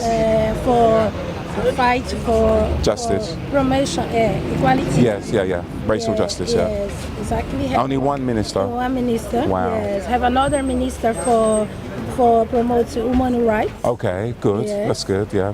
But the judge continue the fight. Yes. Right hand. Yes, I understand. And are you based? Yes. Continue here. Yes. To talk about the true history, because when I grew in Brazil, in the education, just talk about slavery, not talk about the hero. Exactly, the heroes. Like Zumbi dos Palmares. Zumbi dos Palmares. Yes. The most hero in Brazil. Yes. He's created Columbus. Do you know about Columbus? Christopher Columbus. No. Quilombos, it's place for. Oh, Columbus, but no. Quilombos, Oh yes, yeah. Quilombos, Columbus. it's a lot of place for when during the slave period. Right. The black people going to this place for creating new perspective, a new time for freedom. Okay. Yes. That's in Brazil. Yes, That's in Brazil. Okay. Yes. Let me ask you something. You see this plaque we're putting up? I would like to go to Brazil and put up a plaque to some of our heroes in Brazil. Can you work with us to put some blue plaques up in Brazil? I would love to do that. And I have a whole team. Oh my God, of course. I have a whole team. They will come with us to Brazil and we put it up. Yes. We could do a plaque to Palais, but everybody knows Palais. I'm talking about freedom fighters. Yes. Do you know what I mean, Pat? Let's go to Brazil and put some plaques up in Brazil, fam. Edson Arantes do Nascimento. Yeah, well, you see, everybody know Edson, right? Everybody know Edson. Abadias do Nascimento. No, you talk about Palais. Edson Arantes. Yes. That's Palais' real name. Yeah. Zumbi dos Palmares, do you know about Zumbi dos Palmares? Who's that? Zumbi dos Palmares, the most hero, the fight against the slave period. That is what we want. Yes, the most important, the 20th of November, celebrated his legacy. So is there any statues to him in Brazil? Sorry? Statues, is there any? Oh, yes. There's statues to him? Oh, good, okay. I sent, if you keep in touch, I send you any information because You got a card? You talk, Oh, okay. So how are we going to stay in touch? Yes. How you going to? Okay, I'll give you my email, All right. and then you can find perfect, it. because I have Dandara, the most hero, Dandara Anastasia, Princess Anastasia. Wow. Princess Anastasia, it is woman. Yeah. During the slave time, she fights a lot. Wow. Columbus. Has she got a statue? Yes, now have a statue. Oh, good. Send it to Teresa de Benguela. Okay. Teresa de Benguela in the 20th of July. Yes. Have one law for celebrating his legacy. Right. Yes. Yes. I can't believe That is it. fantastic. What I want you to do is talk to the camera and tell eyesam, I'm going to move off thing. Am I mic'd up? So you can tell. So interview this lady or get Patricia or somebody to introduce, because what it is, I've still got my phone. I still can't find my phone. All right. So Patricia, I want you to introduce this lady. This lady's amazing. Oh. She's an activist from Brazil, and she will tell you a lot of things about that. Oh. No problem. Tell me your name, sweetheart. Vera Jus. Vera Jus. Vera Jus. So am I not using the mic? You can. Yeah. Let's put this on you. Okay. So Thank you. Vera Jus, am I said it right? Oh. So maybe you should give Vera the mic and give her the clip on and let me have the... That's okay. You're good. Okay. My English is not well. Okay. You stand here then. Vera Jus. Is that your book you've written? Yes, it's in Portuguese, speech. Martin Luther King speech in Portuguese. Nice. Yes, lovely legacy impact your life. Where are you from? From Brazil. From Brazil. Okay. Yes, from Brazil, the south Vera of Brazil. Jus. Vera Jus. Vera Jus. Vera Jus. Juice, yes. Vera Jus. Oh, Yes, okay. Juice like a justice. Okay. So we are still down at the Bloomsbury Central Baptist Church in Shaftesbury Avenue. Today we have unveiled the plaque for Dr. Martin Luther King Jr., who was here in 1961. We've now met Vera Jus, have I said that right? Vera Jus, who's from Brazil, and she's here because she has a particular interest in Dr. Martin Luther King. Tell us why you're here today. Oh, this day, it is very important for us because Brazil is so close to the United States. And the impact to Martin Luther King, your history, it is very important for us because in Brazil you fight every day for justice, for civil rights, for equality. And here I have our Afro-Brazilian organization. You talk about the true history in Brazil because the people don't know. Outside Africa, Brazil is the second largest black population in the world. Here you talk about the true history about the hero Zumbi dos Palmares, Dandara dos Palmares, Teresa de Benguela, every hero in Brazil to fight for justice against the period in enslaved time. And So you're saying that here in the UK, you set up an organisation for the Afro-Brazilians, and it's about justice and equality? Exactly. Fantastic. Tell us about the book. You look as if you've written a book about Dr. Martin Luther King, am I right? Yeah. Tell us about that. Yes, this book is about his speech, the most speech of Martin Luther King in Portuguese. I bring it today for feel more close to him, and this day is very impacting my life because I have a degree in law. Yes, and I fight to justice too, and here the impact for his legacy in my life for Brazilian community is very important. So what did it feel like for you today, being a part of this wonderful ceremony when we had so many great speakers, both internationally and here in the UK? We heard the speech today. What did that feel like for you? Oh, I don't have words because I feel emotional, I feel inspiring, and this day for me it is a historic time for remember whom ancestors fight for us for today have a freedom and feel free today for. Fantastic. So guys, this is Vera Jus, and she's written a book about Dr. Martin Luther King. She talks about his speeches. She set up an organisation for the Afro-Brazilian community here in the UK, and she found the ceremony extremely touching. I'm thinking that we almost up for the plaque. I think the plaque's going to be going up soon. How are we doing? So Lee Jasper has the plaque. Is it going back up, or is it? Whoopsie, how are we doing?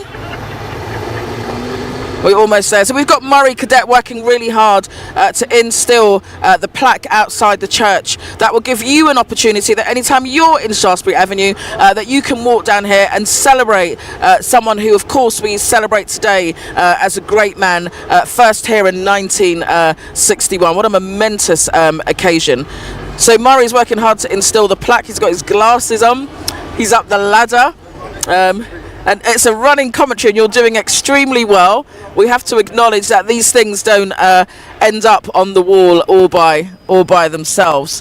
So Murray's carefully doing that, whilst everyone else is downstairs having some refreshments. So once they've finished with their refreshments, they'll be coming up an opportunity for people to take photographs and spend some time out here celebrating before the event comes to a close. Okay, so that's a lot of drilling. I guess we'll be right back once the plaque is up.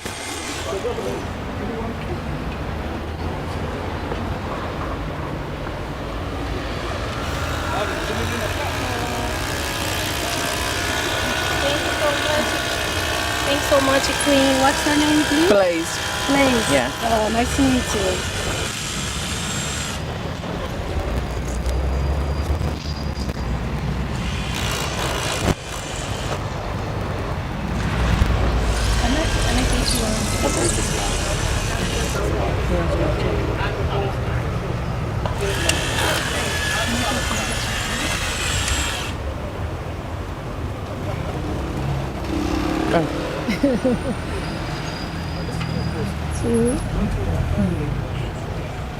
Thank you. Can I give you my number? I'll give you my number. Alright, please.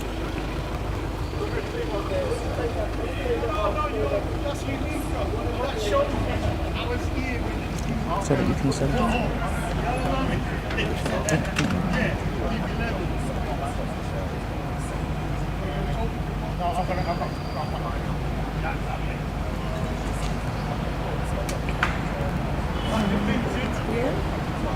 Place?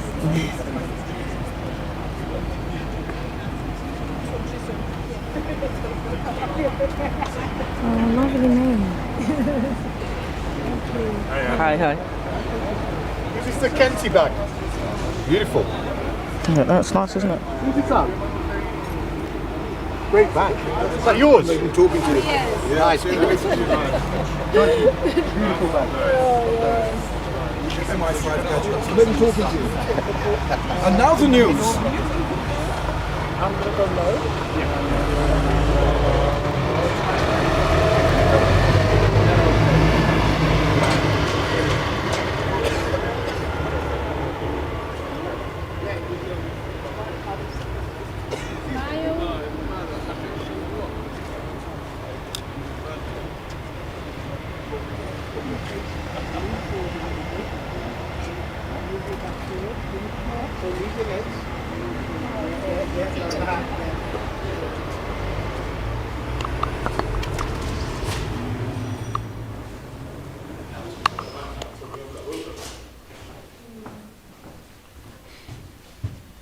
it's so sensitive, it's picking up.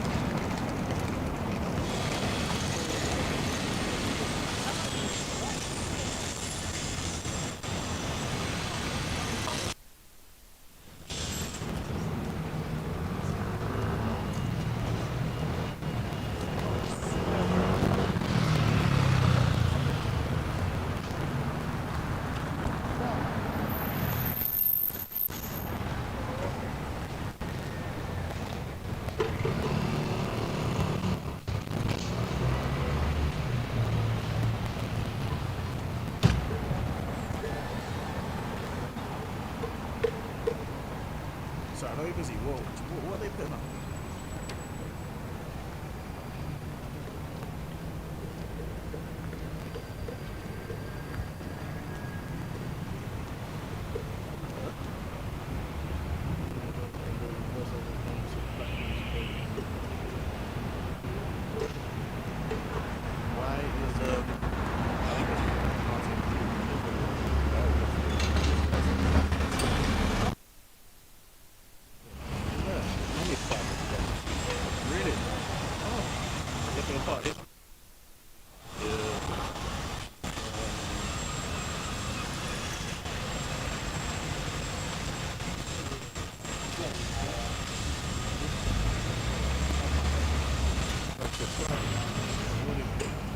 Scan it so you'll see what I was just showing you.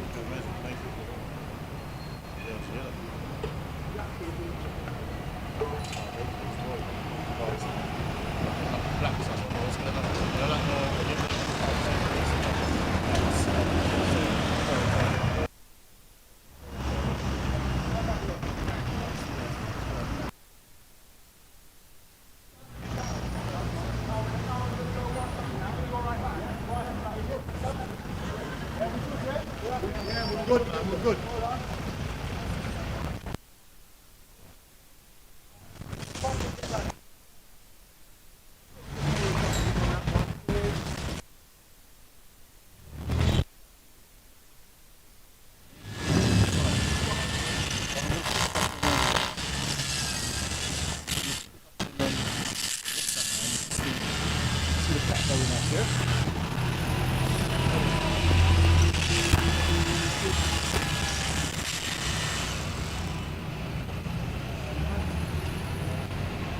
Yeah.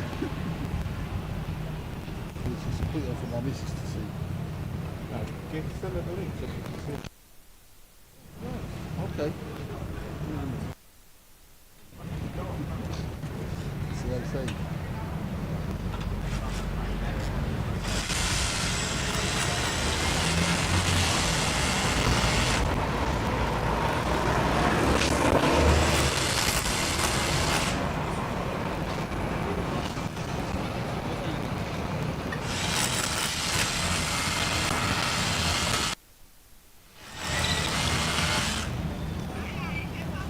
Lee.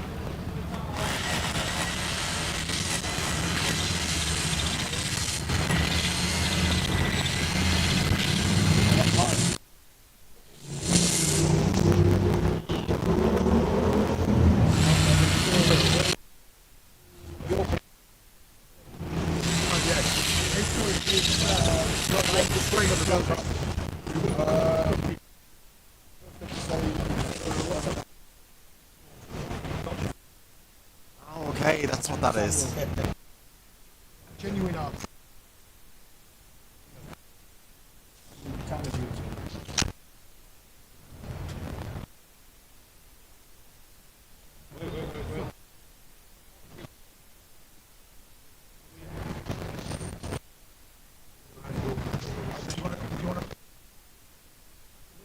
Yes. Oh, no problem. You want me to take that over there, Governor? Take that.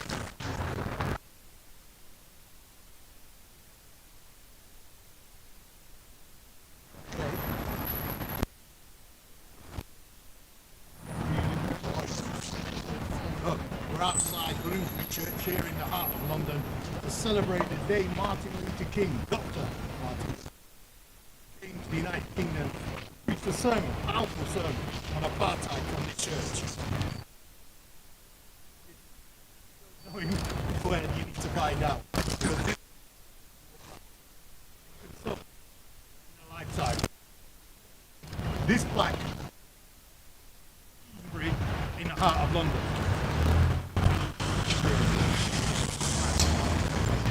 Who needs channel 4, Lee? Sorry, who needs channel 4, mate?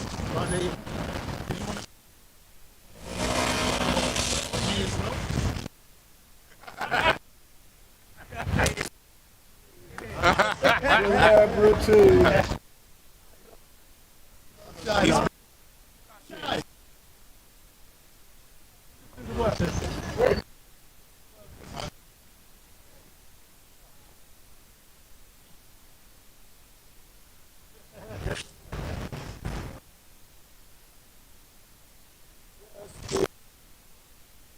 My favourite idea. Remember, he done all of his works and he never threw. Yeah, right. Yeah, that's right. Never lifted a hand.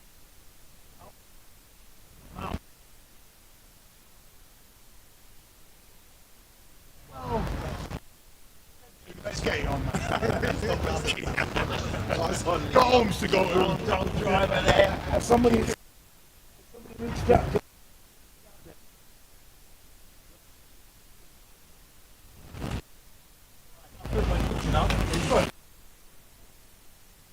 I'm gonna give you a order, young man.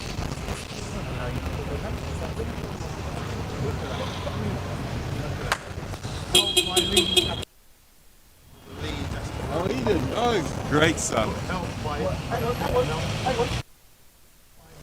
Help by lead. Manual way. No, God, get you.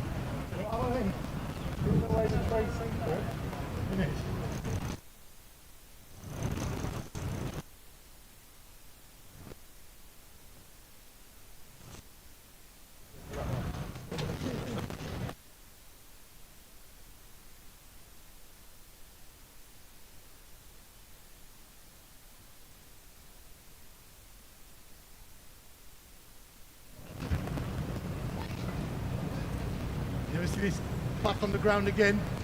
Last orders. Get the handover shot.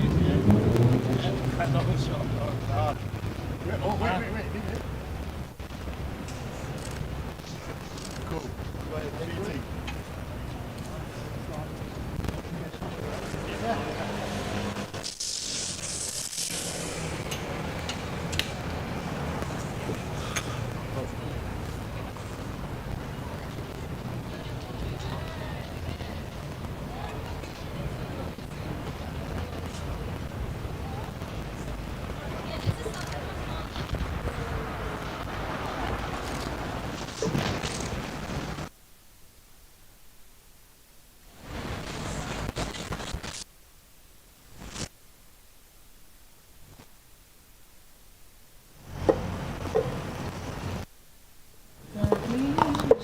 Go on, then adjust the camera. Actually, no, the camera's alright.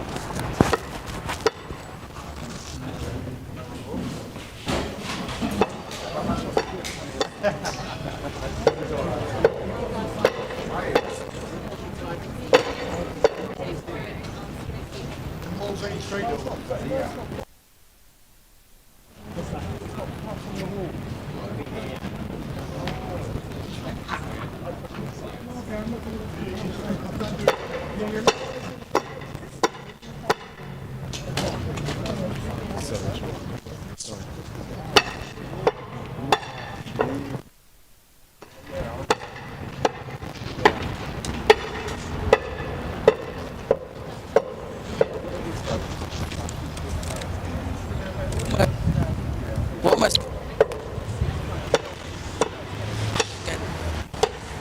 Murray is working for that to happen.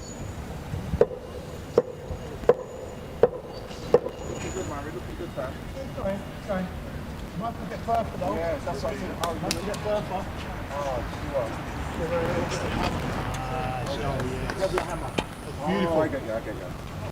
So you're gonna go back up again then, Mark? I am, unfortunately. Okay. Do you think, brother? Putting up on my clean jeans today. Yeah. Jack made this happen. I'm just gonna go for Big Bertha. I'll be back. And man, do you want to start having a ceremony? Can we start celebrating? Yeah, it's getting them up. Come over the pool.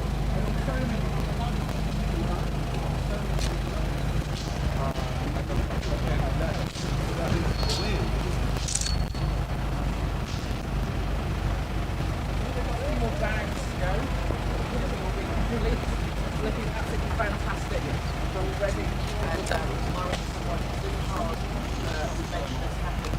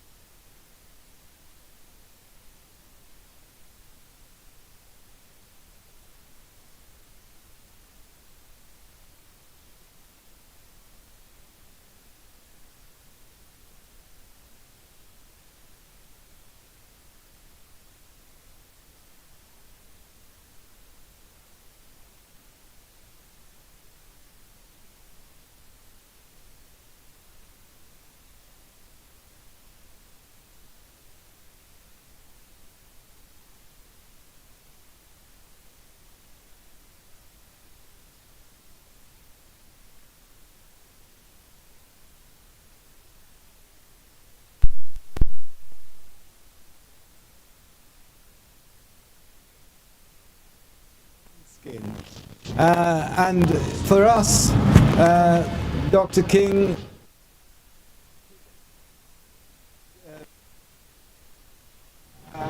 non-violence, speak power to speak truth to power.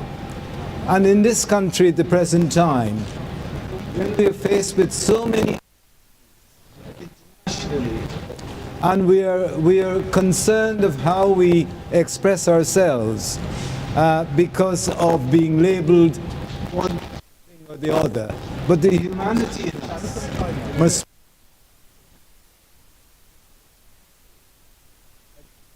is that we should never be afraid to speak truth to power. And the more we do that, the more we'll be able to show that Dr. King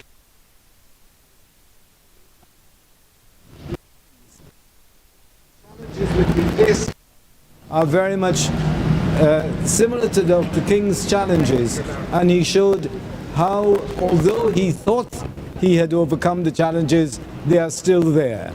So I'm grateful to be invited to this ceremony. The entertainment is quite marvelous and showed the young people the future that is there. So thanks very much indeed, everyone, and I'm grateful for the opportunity to speak on this memorable occasion. Wonderful, thank you so much. We are, of course, where am I going here? I'm being directed. We are, of course, reminded about why we're here today. It's an absolute legacy and an honour to have spent the day today at the Baptist Church, right here down in Shaftesbury Avenue at the Baptist Church, installing the plaque for the great Dr. Martin Luther King Jr., who spoke in 1961, before I was born.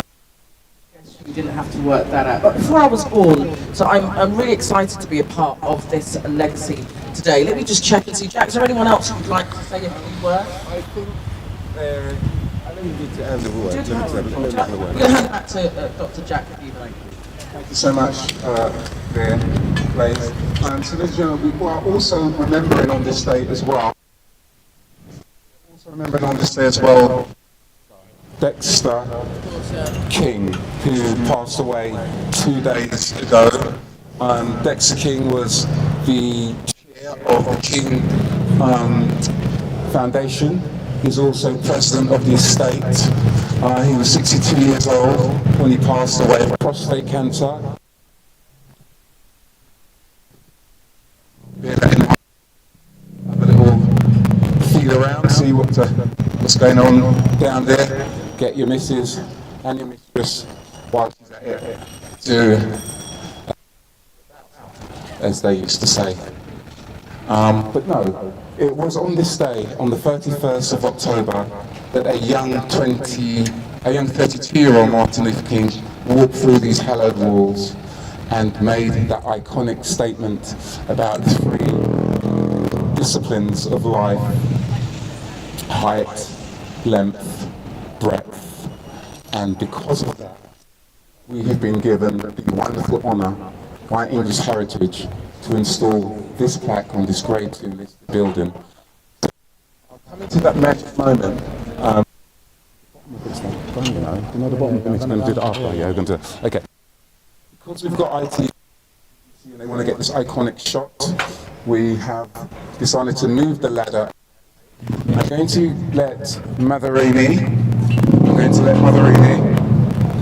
let Motherini, who is head of equalities, say a few words and take the baton over the line. So symbolically, ladies and gentlemen, I am Usain Bolt, and I'm coming in on the 3rd leg, and I'm going to hand over the baton to Motherini, who represents, I can't remember who was the 4th leg. Usain, isn't it? Yeah, it was Bolt, wasn't it? Yeah. Usain Bolt, handing over to Usain Bolt. Put your hands together and make her feel welcome, guys. Come on, let's the energy. Thank you.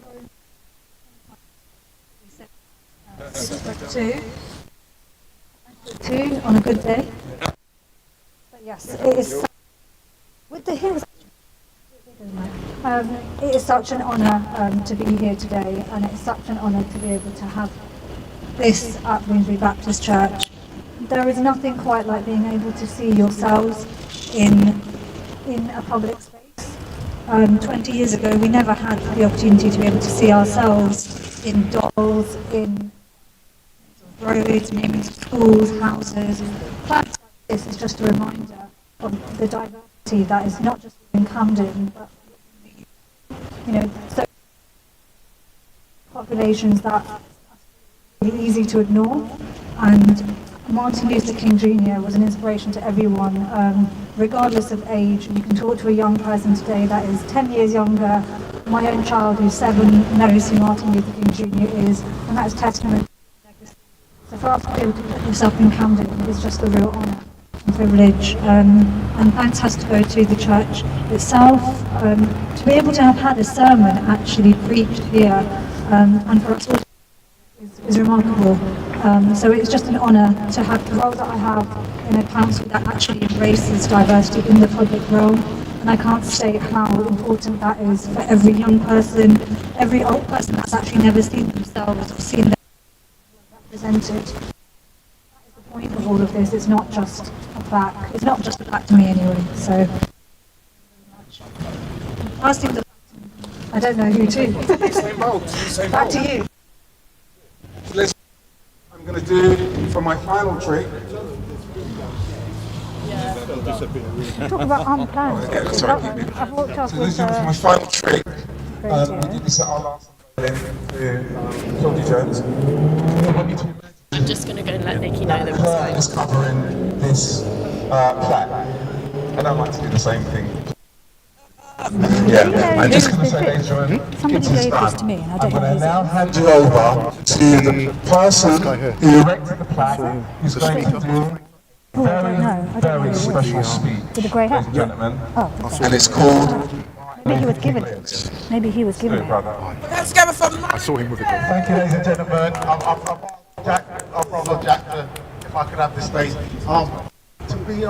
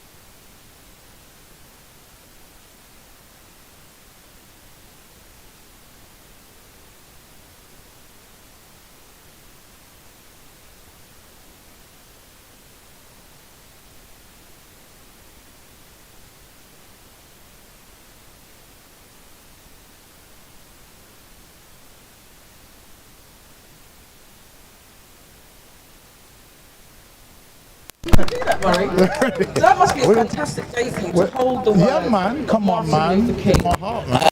in your heart, and then I've got.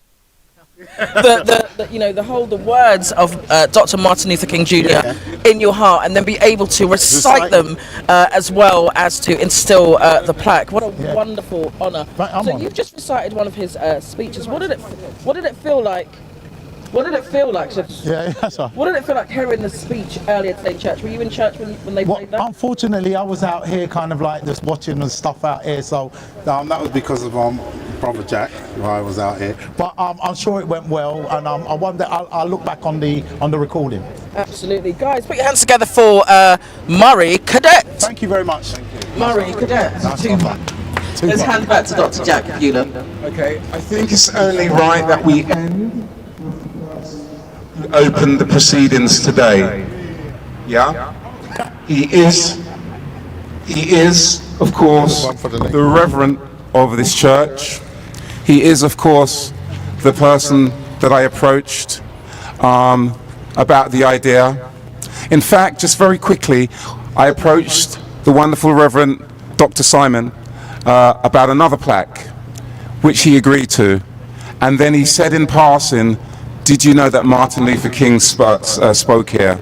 And that set off an electrical impulse in my brain that has resulted on this day, the 24th of October, with a plaque on this Grade 2 listed building. So ladies and gentlemen, as it was in the beginning, the Alpha, ladies and gentlemen, I give you the Alpha, and now he's going to become the Omega. My brother, Simon, let's bring this to a close.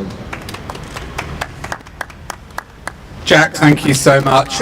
It's just great to be standing here outside this beautiful church that I have the privilege of ministering in every Sunday, and to be celebrating the legacy of Martin Luther King, who preached here. Bloomsbury Central Baptist Church remains committed to tackling the evils of racism in society. We remain committed to becoming an anti-racist institution, and we want to recover Martin Luther King's message of peace and justice for all in what we are as a community in the world today. It's all very well studying church history and studying stuff that happened 60 years ago, and that's interesting, and it's good to hear those stories. But if this plaque just sits here on this wall and people go, oh, that's interesting, I think it's only done about a third of the job it's here to do. The other 2/3 are as the message that Martin Luther King preached of equality, of a stand against the evils of racism in society. It's only when that becomes real in the communities that we represent, and the community of this church and all of the communities that we intersect with, only then does that moment of history become worthwhile. So, Jack, it's been awesome to be part of this project with you. I hope it's not the last time we do something together. Well, I don't think we've got room for another plaque on the church, but we can do something else again at some point. Thank you for the vision you have brought to this, for the energy, the enthusiasm, and for making it happen. It's been brilliant. What a great day. Thank you. Simon, and God bless you, man. It's a wrap, brother. Okay. Yeah, there's food downstairs, guys. Yes. Sure. It's Eugene gone. Is Eugene gone? I'm sure we'll see you again soon. Okay. I talked to him. Okay. I just want to say. Oh, no, I'm not even worried. I don't even remember. No, it's absolutely fine. I don't even remember what it was. Just want to say thank you to all the wonderful people who've been watching this podcast, to the eyesam team, to all the cameramen, to the site, the lighting, the engineers, to all the wonderful crowd that came out, to Nick Karim, ladies and gentlemen, funded the whole thing. He's a multi-millionaire. Look up Nick Karim. It is he. In fact, there he is there. It's his. I'm joking, man. I'm joking. We love you, man. Listen, this is Nick. I want to say this guy. Come, camera. I'm so proud that he's in the Mandela book, because we're going to publish this book this year, and all the money raised is going to go to children's causes. And there's some very special people in the book, and there are some very special people I would not want in the book who's caused wars. People like Mr. Blair, Tony Blair. But unfortunately, on the other side of Tony Blair's page is Ken Livingstone. So if I remove that page, we'd also have to remove Ken. Yeah, we can't. We can't do that. So I kept Tony Blair there. Yes, absolutely. But this book is going to go far, and it's going to keep the memory of Nelson Mandela and his legacy alive. We're going to publish it every year, and I think what this young man has done is extraordinary, and it's been an honour and a privilege to be here. Thank you. Good man, fantastic, Oh, you too, fantastic. sir. I also want to introduce you to another multimillionaire. Can you come forward, my brother? Yes, you, Mr. Keir. Introduce the world. This is a very powerful brother, a playwright, who done the cover of our book. Tell them who you are, my brother. I'm Mervyn Weir. Mervyn Weir. And Mervyn, some may think he's the actor Omar Sharif. Indeed, he's not. He's a one of a kind. He's a playwright. He's a wonderful guy, and he's an inspiration to me. And we are going live around the world. Mervyn, would you like to say a few words to anybody, to the people? Well, Martin Luther King is one of my heroes, so it was a privilege to be here and to be reminded, most importantly, of his radical message. I think the key thing that came out is that his legacy has been hollowed out, as the speaker said, and we need to get back to its radicalism. Yeah. And if we do that, we'll do something powerful together. And thank you, Jack, for being the architect of making all of this happen, man. Thank you. Take care. Thank you, brother. Jack is the architect, ladies and gentlemen, and I'm going to close with the person who fronted this particular section. Her name is Blaze, the irrepressible Patricia Wharton, ladies and gentlemen. I'm gone for real. Bye. Ciao. Bless. Hey guys, that's Dr. Jack Bueller of the Nubian Jack Trust, a community trust, responsible for working in collaboration with the event today, leading on again yet another plaque. Jack mentioned earlier, this is plaque 96, and he's on his way to making 100. What a fantastic afternoon it has been, and a momentous occasion. It's your girl Blaze, and I'm out.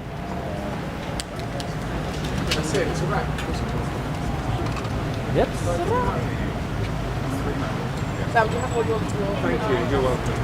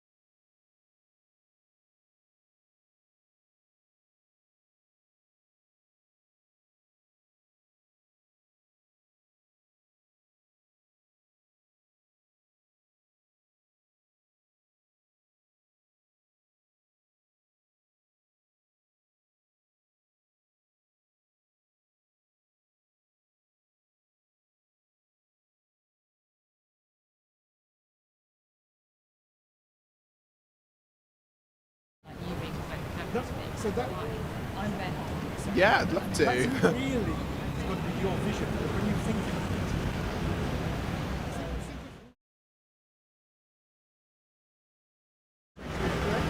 Modernizer. So that play, if it's taken as true, we might say women might be. I'd love to. And that's only, but women is too broad. We're gonna have to bring it down, you know. And who's the cast gonna be? You know, what picture is left there? So I've done a film. Are you eyesam? Yes. I'm Sahara. Hello, Sahara. You okay? I'm good. Remember? Yes. Do you know what happened? I'm down there walking there. This street when it comes to this is opening up people who've got who are open to that kind of thing. So it feels restrictive when you start at the stage. What I believe is helpful because you're going to have to make creative decisions. And if you keep in mind, they're 25 to 40.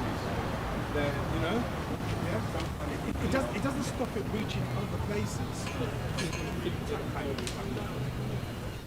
This is where the stock can come in. This is just something to bear in mind at some point during the market. If you're at the creative stage of writing this, then you don't want to be encumbered with that kind of thought yet. You just want to let the creativity, let it flow, let it come out, so you end up with something big. So you don't have to worry about this part until it's creative. Then it becomes important. Then, yeah. Because when you've created it, you might ultimately, this is who it's for. You know, it will come, and what you might do is give it to a few people that represent different types of stereotypes.